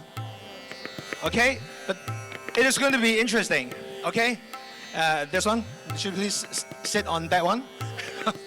Just sit down. Yes, yeah. Actually, it would be interesting. Come here. And you sit down like this. Yeah, just sit down. Just calm down. Sit down. Okay, Diana, come here. Now, this is the most dangerous thing of the whole day. Diana, you have been very professional. I actually didn't ask you to hold it on your head like that for 10 minutes, actually. Very good. Okay, relax. Okay. Yeah, hold on to it. It's okay. Yeah, now, can you feel the weight? Yes. Okay, great. I think we can do a little bit more, right? Just a little bit more? Yeah? You think that's good? Okay, now, you go, the cup is right here.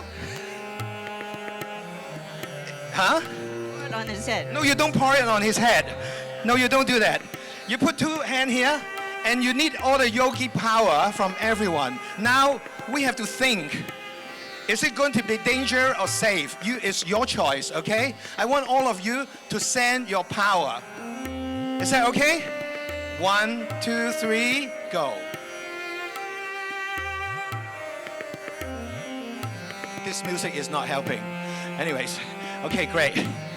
Okay, slowly raise the cup. Yeah, the mic is not working. He doesn't understand, and Diana's hand is shaking. I hope this is going to work. Okay, at the count of 3, Diana is slowly going to turn that the other way. Don't worry, he doesn't recognize you. You're going back to Hong Kong today. Everything's fine. Everyone count 3. 1, 2, 3. Slowly, slowly. Don't squeeze, and just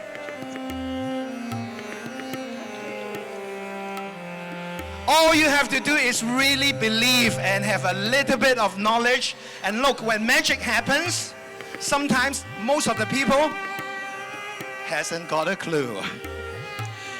Thank you, Harry. Let's hear it for our brother Harry. You're great. They will tell you what happened. Give him a big round of applause. Yes. You have been providing a lot of entertainment for us, brother. Thank you very much. Yes, you may go back. And Diana, thank you so much for helping out. Ladies and gentlemen, Diana Lin from Hong Kong, thank you. And David, you're great. Thank you very much. Thank you. Elizabeth, thank you.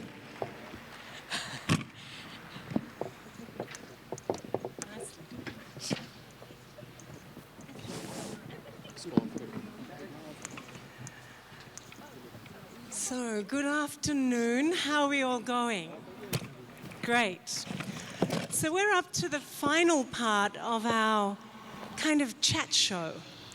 And I get the great pleasure of interviewing, I won't say interrogating, but having curious questions for 3 really very special guests. And I'd like to invite them out now. I've been practicing how to say my first guest's name, and I've lost it. But I'm going to have a go. No, I'm going to forget. So I'd like to invite my brother Artem from Russia, if he would please come and join us on the stage. Would you give him a round of applause? And we can have the lights up here. Thank you. And hello, thank you. And secondly, I'd like to invite to the stage someone I've only met recently, but I felt like I've known her forever. And that's Tammy Roos, who is originally from the United States of America and has been living some time in Australia with her husband, Paul, and working with some of the elite football teams and sports teams of Australia. Tammy, you're here. Great. And finally, let me welcome onto the stage Mr. Ian Gawler, Dr. Ian Gawler, who is one of our great treasures in Australia, and you're going to know why in just a moment. Ian Gawler, please welcome him to the stage.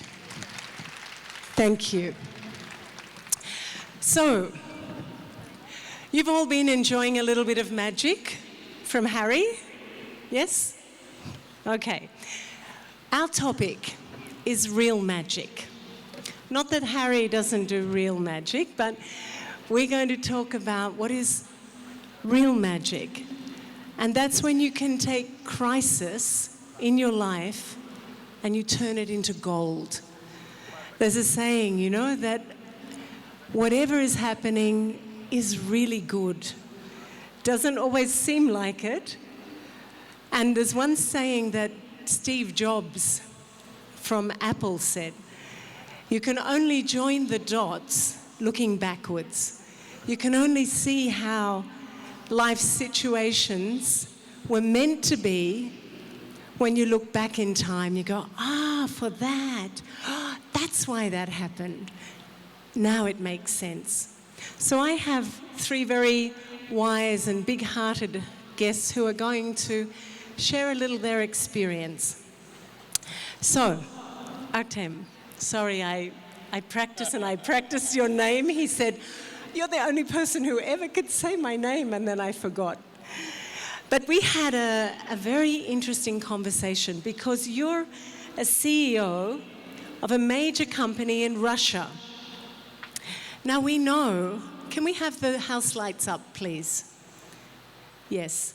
We know that the current economic environment, the political environment, and everything that's going on in the world is not in favor many times for the financial world.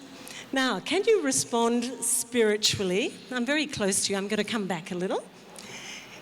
Can you respond spiritually when everything goes haywire, when the markets crash, when your competitor gets ahead of you, when the politics go mad? What happens? House lights. Namaskar. Okay, take mine. Okay. नमस्कार, मुझे बहुत खुशी है कि आज हम साथ साथ यहाँ हैं. Very impressive. And now back to your question. Actually, I'm holding high-level CEO positions over the last 10 to 15 years, and we have to work in a very intense and changing environment, and quite often we have very big upheavals from macroeconomics, from regulation. Sometimes exchange rate can be doubled overnight, and all that affects business very much. And in that situation, what my personal experience says, it's most important to keep mind cool and reasoning clear. And for that, we need two things together. First, it's a spiritual knowledge that is taught in Brahma Kumaris. And secondly, meditation to make that knowledge work on your own mental stage. And when you are a CEO of a company, it means you are responsible for all kind of performance, and you are responsible for all staff members and all kind of activities. Then your mental stage affects the most the mental stage of your team. And at the time of crisis, to have a cohesive team that is not in panic is a main issue for success and for overcoming all that negative business situations. So you said a cool mind. And clear reasoning. Clear reasoning. And so how do you do that? Really, is it really true? So if the exchange rate doubles overnight, or the value of the ruble drops, and that impacts, how many people work in your company? In my last position, I had 11,000 people.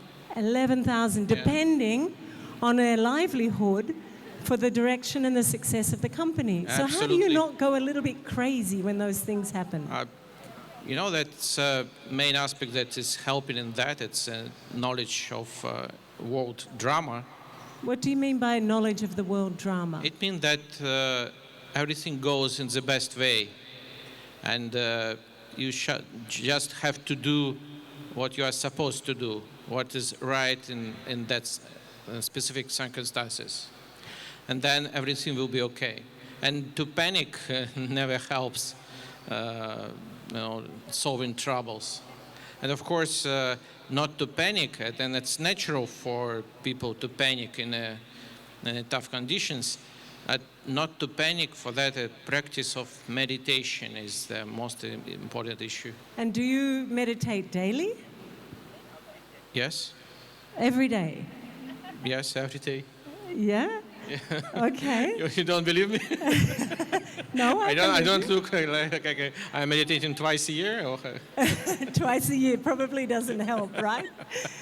You'll panic if it's only twice a year. So, do you find that in this world, and maybe Tammy can help us with this too, because in this world of business and high performance, is it more common that people now are starting to integrate spirituality, meditation, mindfulness, these kinds of concepts, not just as concepts, but real practices and lifestyle in big business, in government? Are we finding more of that?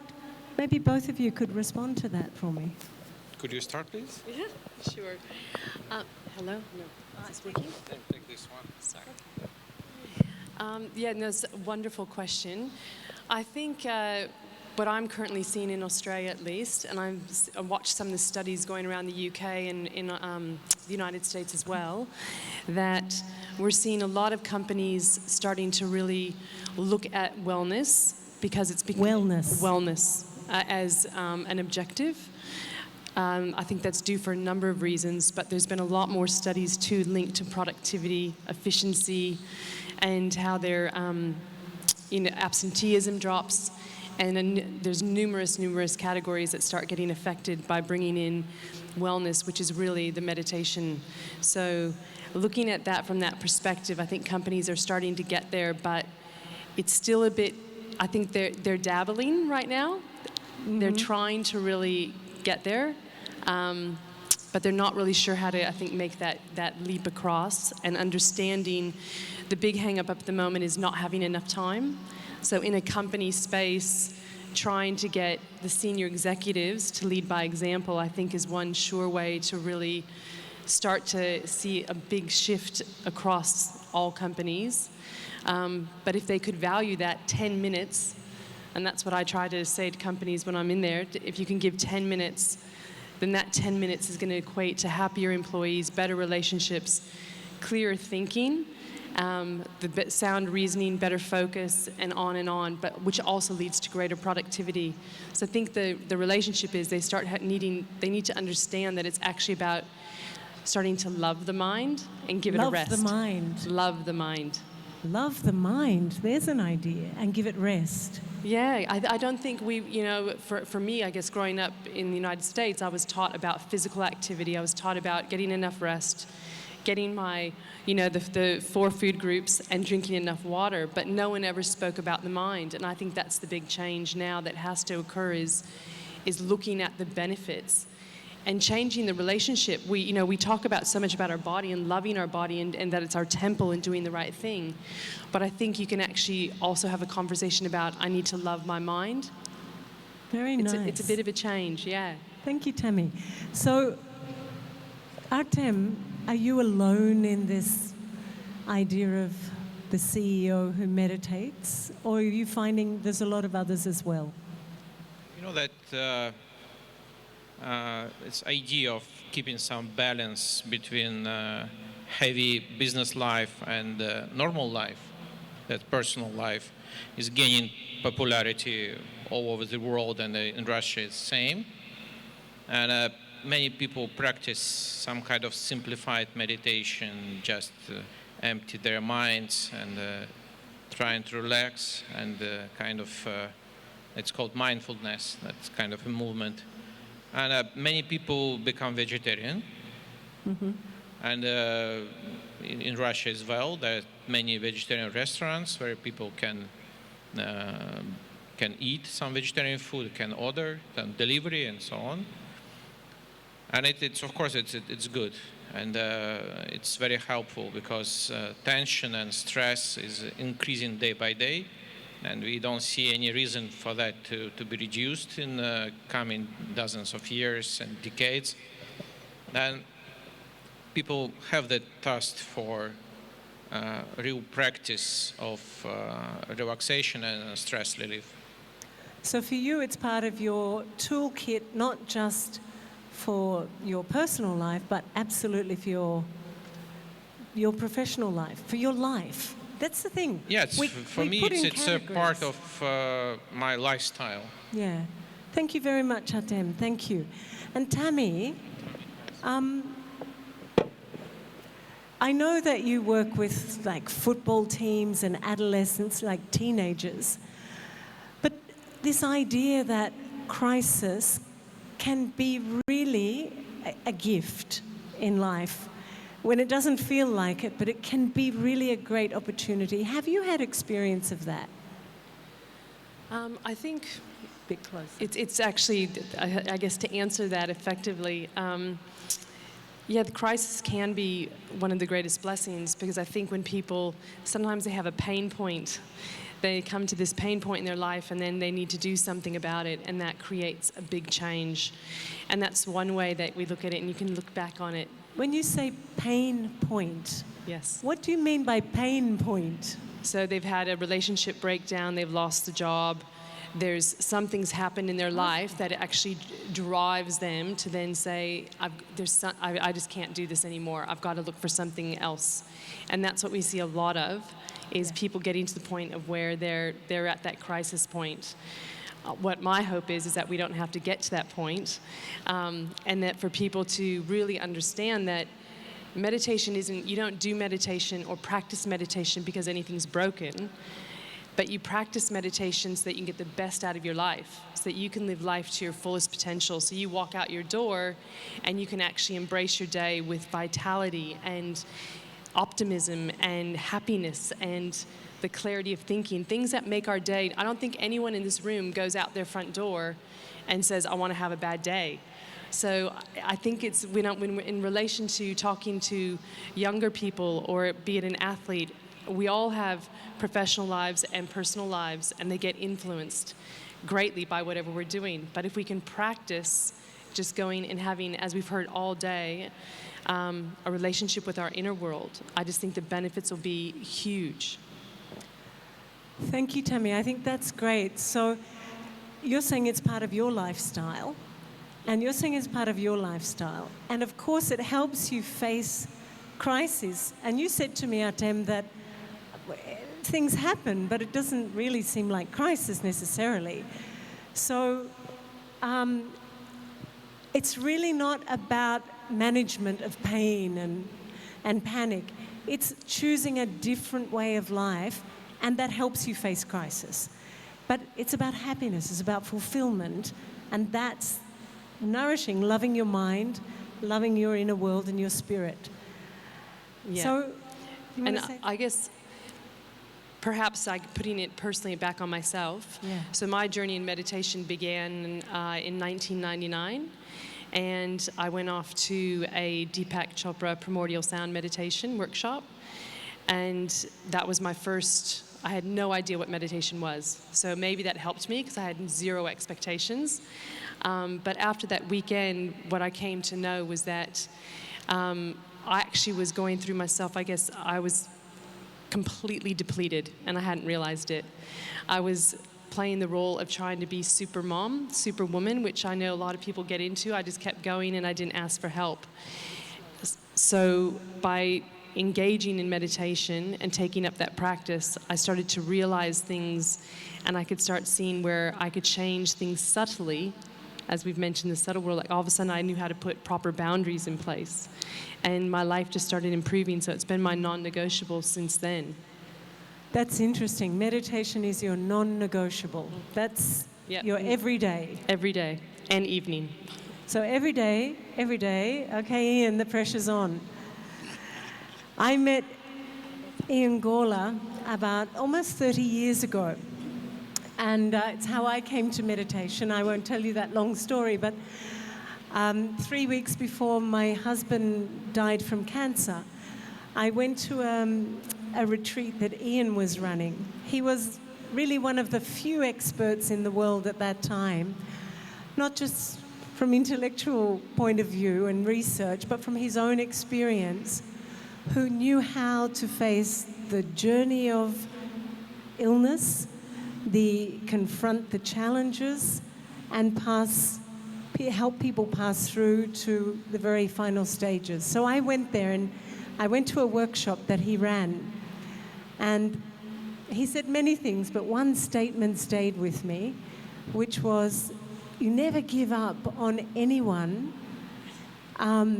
recovering from an illness, but if you're with them at the time when they're passing, you can help them.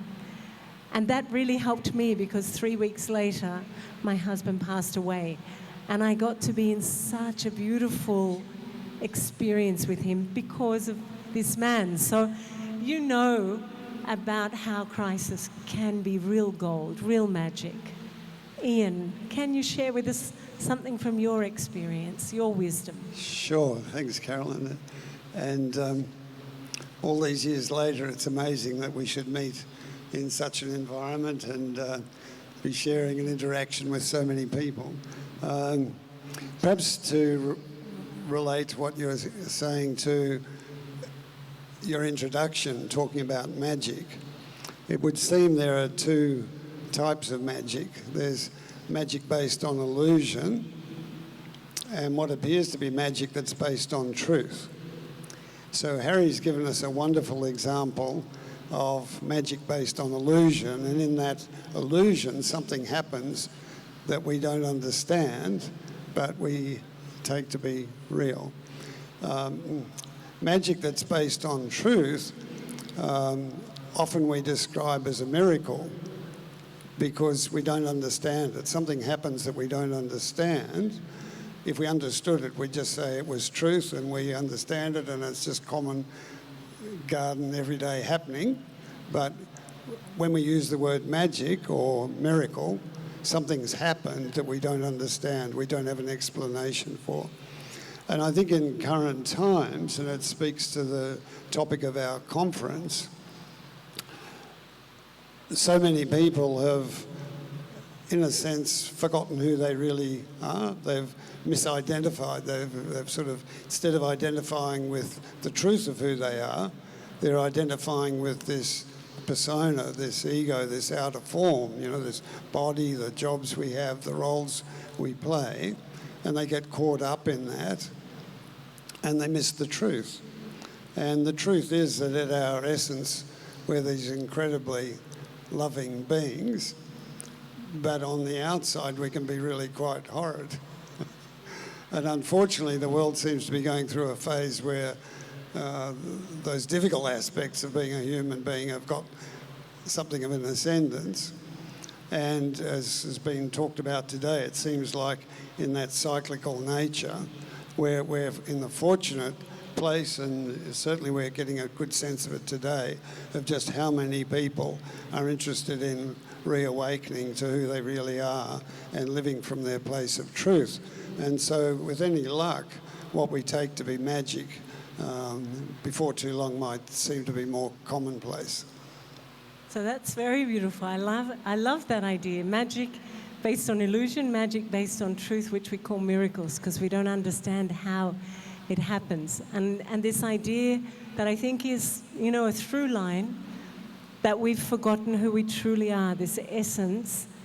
And when we connect with that, is that when the magic happens? Yeah, and I think that's, for a lot of people, their outer lives are so busy these days, they just don't get the opportunity to connect with who they really are. We get caught up, we get swept along in the busyness of life, and there's so many good things in life and there's difficult things, and they all take our attention. So unless you have a practice like meditation where you stop the busyness, you stand back, sit back, and reconnect with who you really are, reconnect with your own truth, then your whole life can pass you by. And what seems to happen for many people, I think perhaps particularly in the Western world, you know, I come from Australia, I think for many people it's actually a crisis in their personal life, either a personal crisis or crisis of somebody very close to them that they care about, that causes them to interrupt that busyness of life. And almost demands that they step back and think what's important to them. So certainly in the work I've done over many years with people dealing with cancer, on the surface of it, a diagnosis of cancer can be quite horrible, and certainly there's many difficulties that can flow from that. But on an inner level and a more meaningful level, for many people like myself, because I had cancer when I was 24 and that's how I had my leg amputated, for many people what the crisis does is give them the opportunity to step back from their life, to really think about what's important and reorientate their life more in line with their truth than with their ego and their outer world. Thank you, Ian. So I think we're saying if there is a crisis, don't panic.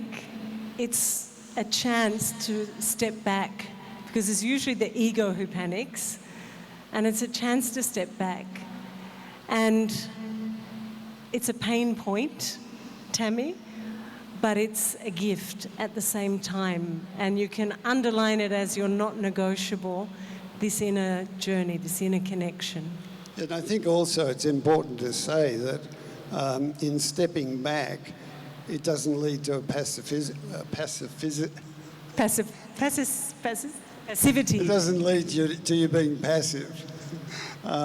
In fact, from that stillness of meditation and connecting with your truth, and the essence of that comes a great deal of energy and a clarity, like we were hearing about, that actually gives you a clear sense of what you as an individual might be able to do that will be helpful.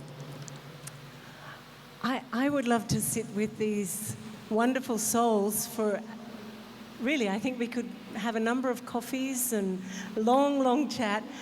And we don't have any more time this afternoon in this place. But would you thank them for me? Because the really rich experience from all different walks of life. So Artem, Tammy, and Ian, thank you so much, all of you. And yes, thank you.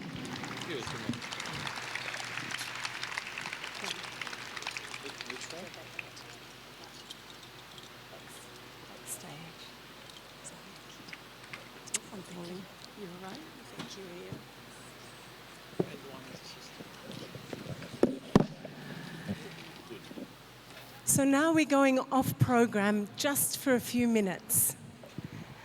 And the reason that we're doing that, and it's really just a few minutes, is because there's someone incredibly special to many of us behind the stage, and there are many behind the stage who have made this happen today. And we would love to be able to name each and every one of them. I will certainly name my great friend Pamela Dinellan, who stage managed this whole event with Ramita Alawat from Delhi. And the two of them have worked together with the teams here, and Katia Ruel from Brazil. Alex, who has held the whole of lighting and sound together, he came to play sitar, and he's going to in a moment, and he ended up turning into the great technical person who held it together. But I want to invite up onto the stage just for a couple of minutes to give recognition and a gift to our friend who's come all the way from the north of Brazil, Paulo Marcio, who has done all the graphics here and created the magic behind us in this visual. So Paulo, would you please come up on the stage? Would you please give him a huge round of applause? Thank you very much. Okay, Paulo. And I want to tell you, for the last 3 days, he has been completely in bed, sick, and working on his computer like this with determination. We want to give you a gift. Here is a very special shawl from India.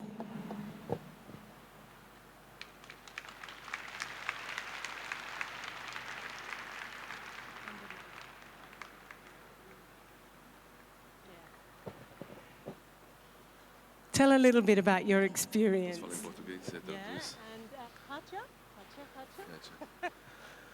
Om Shanti. Eu realmente espero ter dado uma boa contribuição para um evento tão bonito, tão iluminado como esse. Pessoas que me acolheram tão bem, pessoas de todo canto do mundo. Eu só tenho a agradecer, de verdade. Om Shanti. I'm so grateful to be here and to be contributing with this program. So he expects that you enjoy this experience. So his name is Paulo Marcio, but he's also known as the VJ Dexter. So thank you, Paulo, very much. Go back to work. So Brazil is an interesting place because we had Goretti who made the magical dance with Paulo's incredible work behind, and the elephants, he makes the elephants go across. And when we talk about crisis and we talk about a divine mind is also a creative mind. And we've met many creative people. We're inviting onto the stage now Brother Ken O'Donnell, who works in the world of business and high-level government coaching and strategy and hard-edged things. I always like to introduce Ken as a poet, as a composer, as a dreamer, as a mystic, because that's when I see him come alive the most. Oh, he's here. And so he's a wonderful speaker and a wonderful mind and a creative mind. Welcome, Brother Ken O'Donnell. Thanks, Carol. Thanks very much, Carolyn. So, congratulations for sitting here the whole day. And it's been an incredible experience. I spent most of my time sitting down there with you. But when I think about this topic, the first thing that comes to mind is silence, actually. Silence is the language of God.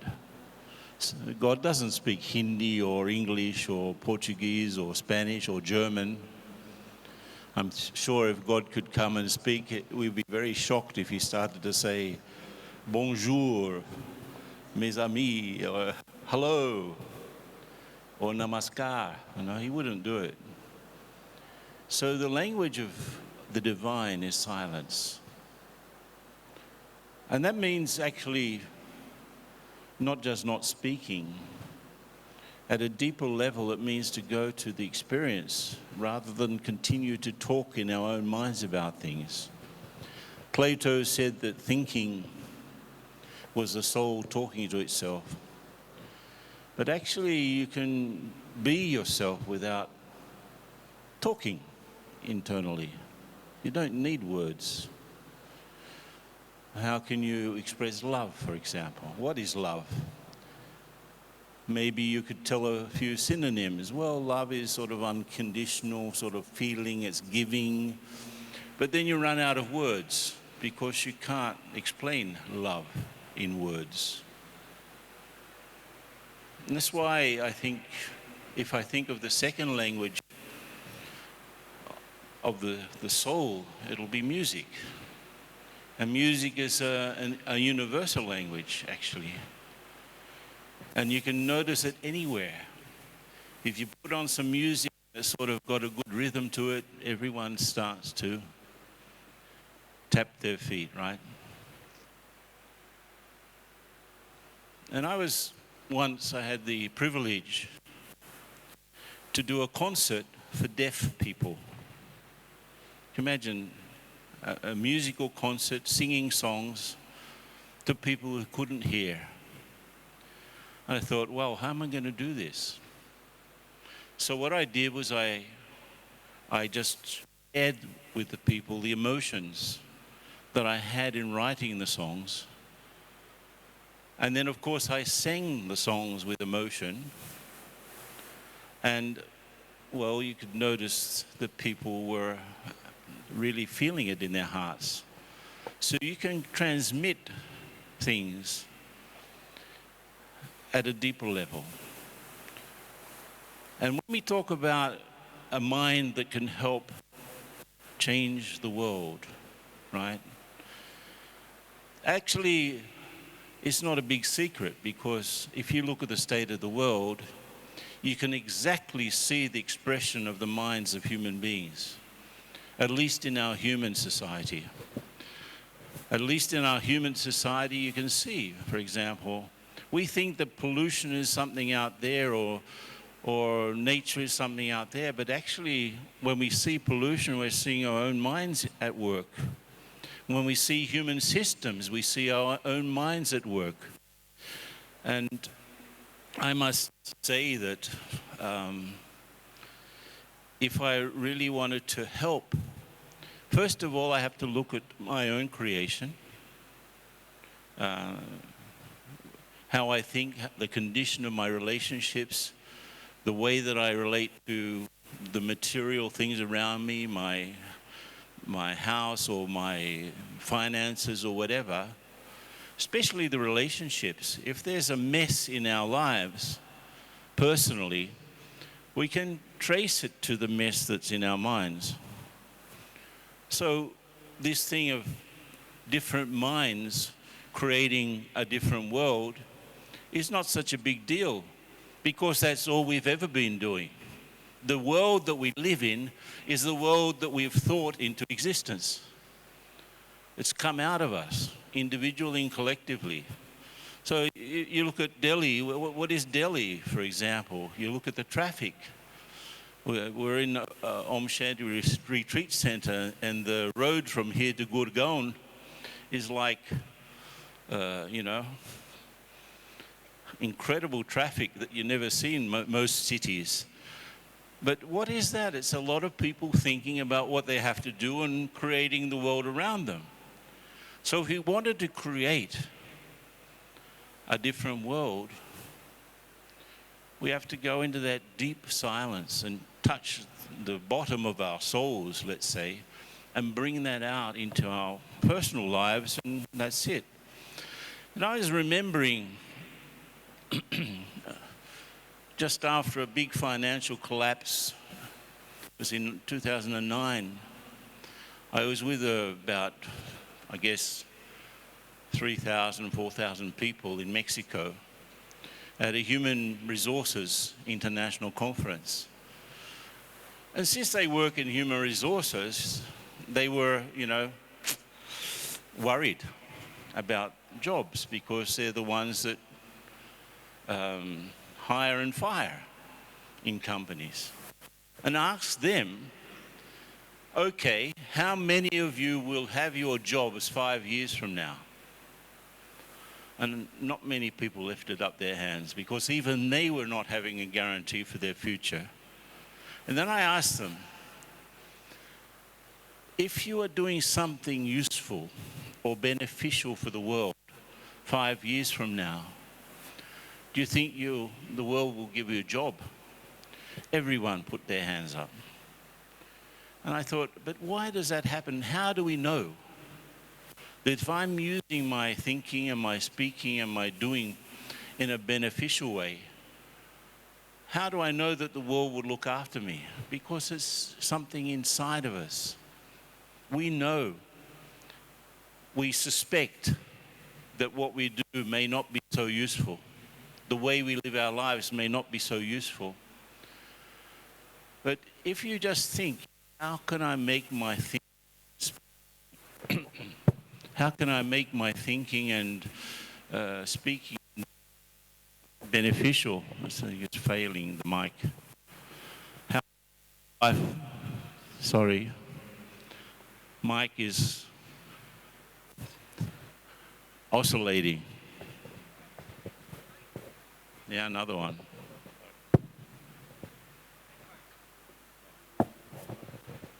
Worse. Yeah.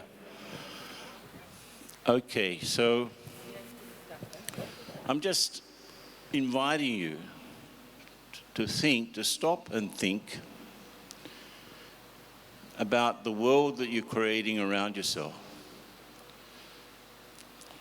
And it's been said a few times today, if you're in a sort of a passive state, then you're actually just at the receiving end of so many things. And actually you're receiving maybe the results of your past. But if you start doing something and sending out good vibrations and bringing out the best of you from inside, you can start to notice that the quality of your relationships and the things around you change. And then you start to have confidence that if I can change, well, why can't others do it? And start to bring out the best from inside yourself at a very deep level. Now, I used to be much more involved with music than I am now. But I remember once I was playing a song that I'd written, and I was playing it in my heart for God. As you could see, some of the musicians here were so deeply coming from their heart in bringing that out into the world, that what happened to me was I had the experience that any talent that I have is not for the service of the ego.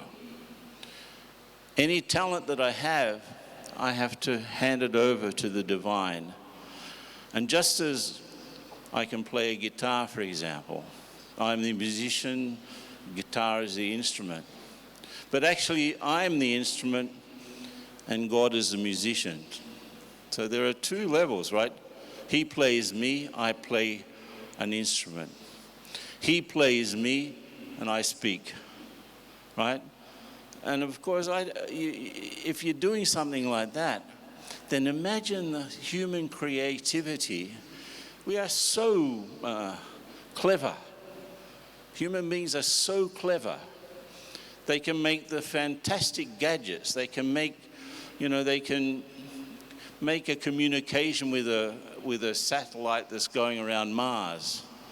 They can bring back images from the other side of the solar system.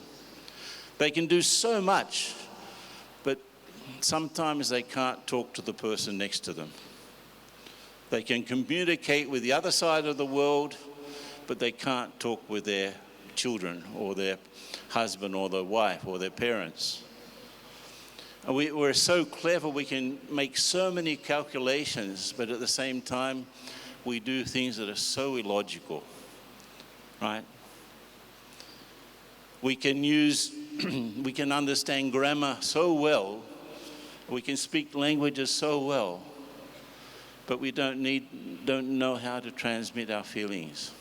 So these things, if I go back into a state of silence, I can start to see the words that are forming around me. And I really believe that if human beings could speak the same language, even verbal language, there would be much less problems.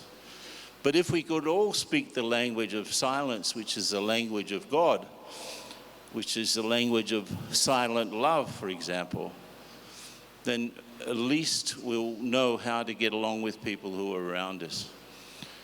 And if I ask myself, how can I make my life more beneficial? Just look at it. Could you be better with the people around you? Could you bring out your love to the people near you? Could you show could you give benefit to the people who live with you, who work with you? If you can create a different context, then you can start to believe that human beings can actually change the world. Because otherwise, all of us are fairly normal people, right? We have families, we have jobs, we do this, we do that. But we need to do something more than just live our lives. And especially if we're living our lives not so usefully. We could be more beneficial in the way we live our lives and the way we engage with other people. And we can touch the best in others. And I think one of the things that you've probably experienced here, listening to all of these talks and listening to all of this music, something very, very valuable may have been touched in you. And please water that. But that's all we can do. If we're going to make a divine world, it's like being a gardener. You have to plant seeds and you have to look after them. Give them the light of understanding, the water of care or love. Give them the soil of certain values in which they can grow. Give them the time of patience and give them space of freedom to move. And then you'll have a beautiful garden, at least growing in your own house. You can make a room of peace in your house where where everyone can sit and believe that this is where they can sit and stay in peace. Can you do that? Have a room for peace in your own house. Can you do that?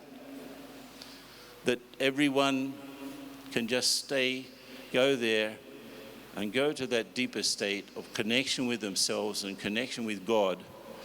And that will activate the best in the soul. And of course, it will make your home into a golden age, your home into a paradise. It's possible, right? Possible? Okay. So all you have is from my side and our side, best wishes that your homes become heaven. Okay? So thanks a lot, and now we're going to continue with the program. But the most important thing of all, go into silence, experience your true self, make the connection with the divine, and instead of talking about the experiences, have the experiences. Yeah? Okay, thanks a lot.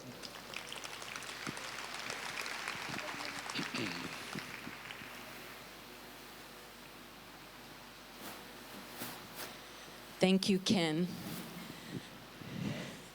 So now we have some pointers on the impact of a divine mind and clear mind.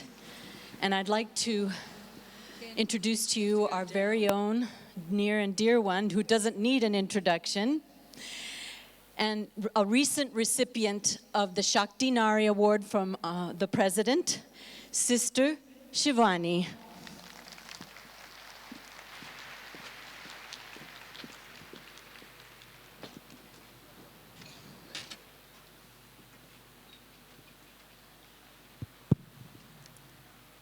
Om Shanti.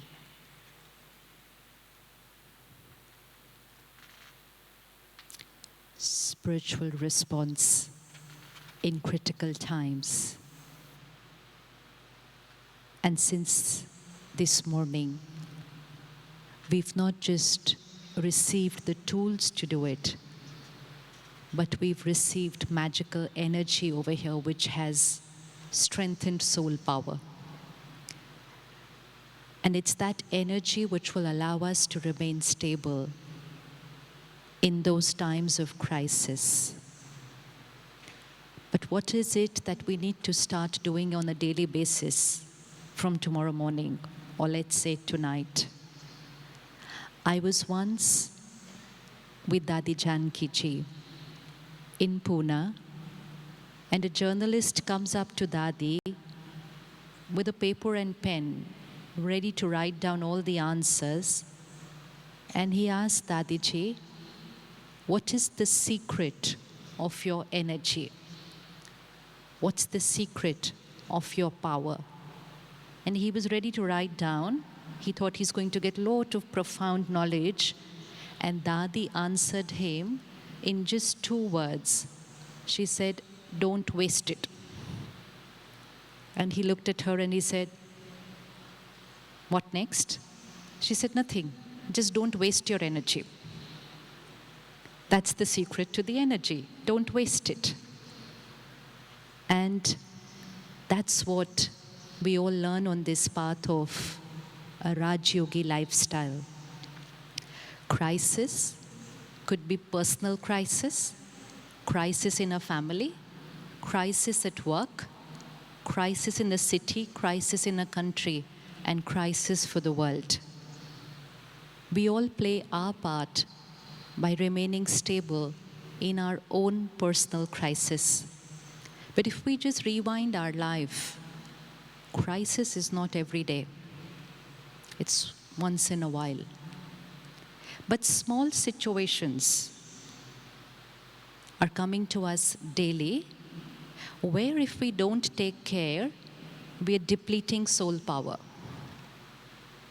And when we deplete soul power in those little insignificant situations on a daily basis, then this battery is not very charged when it comes to facing a crisis.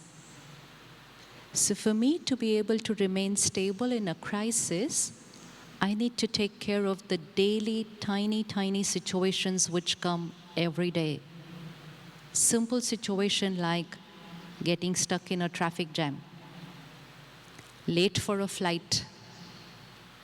It's a personal crisis at that time. To remain stable and to not create a single waste thought, we would be conserving energy for those crises. Someone said a wrong word, behaved in a way which was just not expected from them. Remain stable, understand them, and respond back with our original purity, goodness, and kindness. We've conserved energy. But if someone didn't behave right, and we created 5 waste thoughts, and then even a disturbed word and disturbed behavior, then that moment was a crisis in which we depleted ourselves. So it's remaining stable throughout the day, scene after scene after scene, irrespective of how people behave to us and independent of how the situation unfolds. We're crossing times of uncertainty. Situations uncertain, people's behavior unpredictable. There's only one guarantee, and that's that personal guarantee that I will remain stable, calm, irrespective of what happens outside.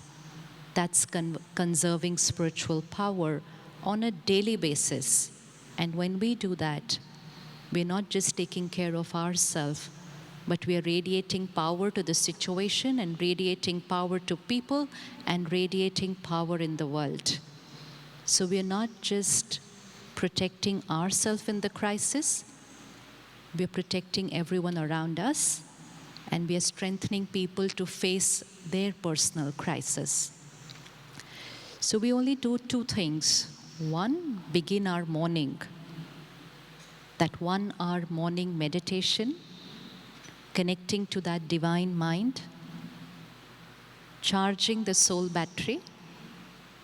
1 hour to study, which is the emotional diet. Taking care during the day of what we watch, read, and listen. In an era of technology and information at every click, emotional diet is very important to remain spiritually powerful. Every click has information to offer, and we are what we watch, read, and listen. If we allow ourselves to watch, read, and listen everything that comes to us on our phone, on iPads, and laptops, it's not possible to keep this strengthened. So taking care of what we consume from the world and consume only that who we want to become.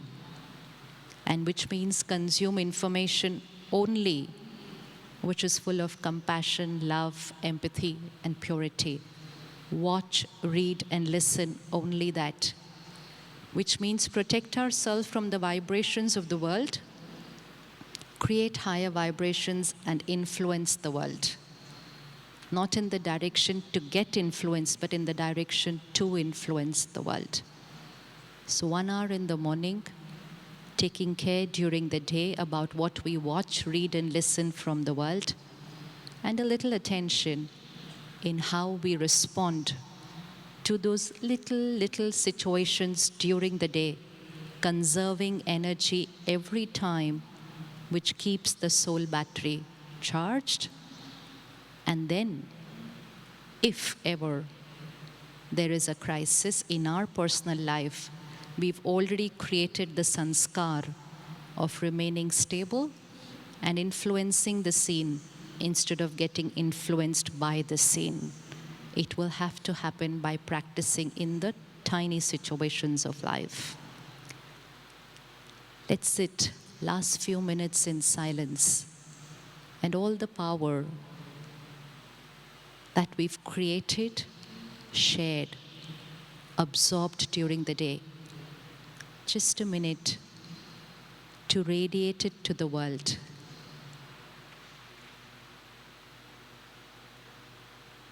And a personal practice that for the next 15 minutes,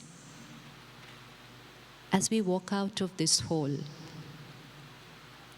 angels for the world, 15 minutes of silence, as if there's absolutely nobody in the hall, just angels walking in silence, radiating God's power and love, not to this just beautiful city, but to the world. Are we ready? 15 minutes silence? 15 minutes silence? That will be our meditation even while we are walking and driving back home.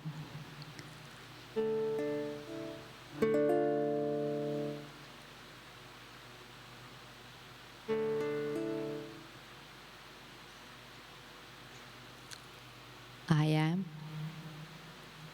a powerful being.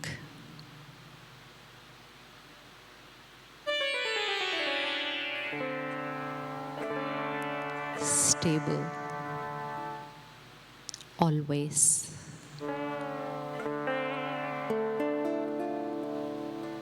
Stable, always.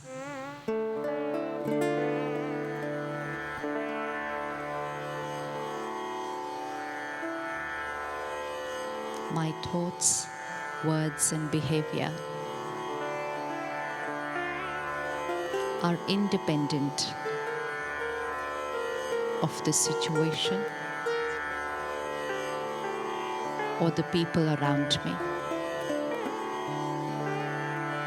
I'm untouched by the energies around me. I influence.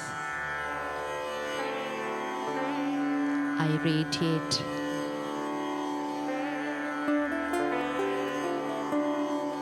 God's power and love to the scene, to the people with me in that scene, and thereby radiating it to the world.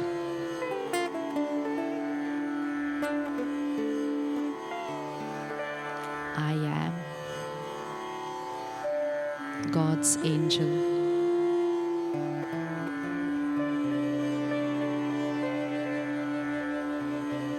My life, my purpose, while I'm doing everything that I'm doing, is to radiate power to the world. I am His angel.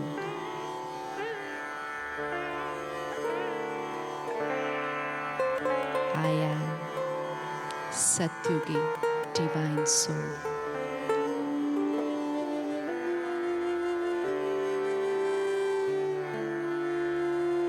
The next 15 minutes,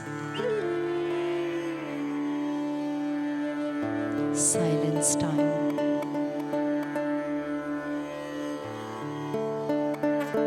As I walk out, drive home, I'm serving the world.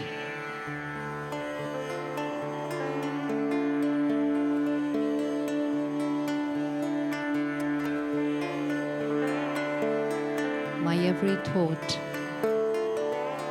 is strengthening the world, is energizing every soul.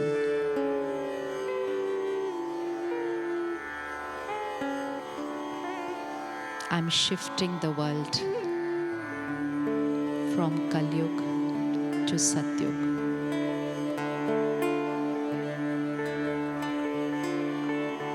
I am the creator of the new Satyugi world.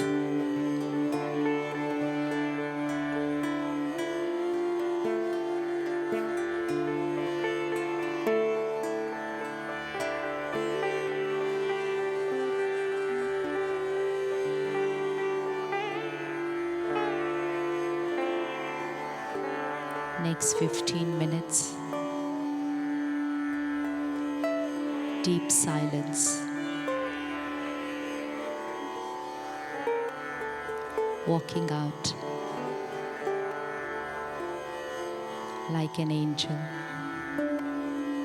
light and powerful.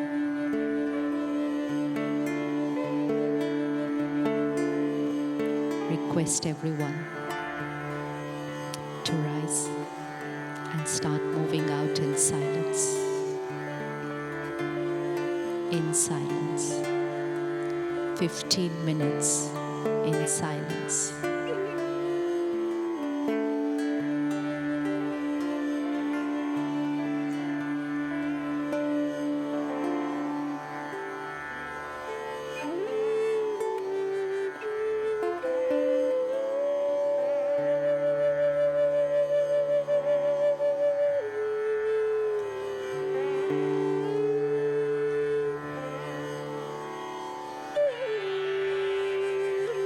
Angels healing the world.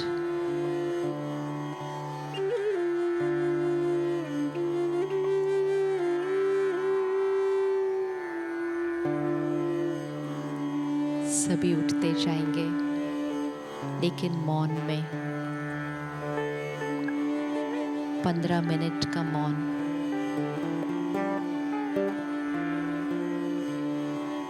चलते हुए भी हम विश्व की सेवा कर रहे हैं।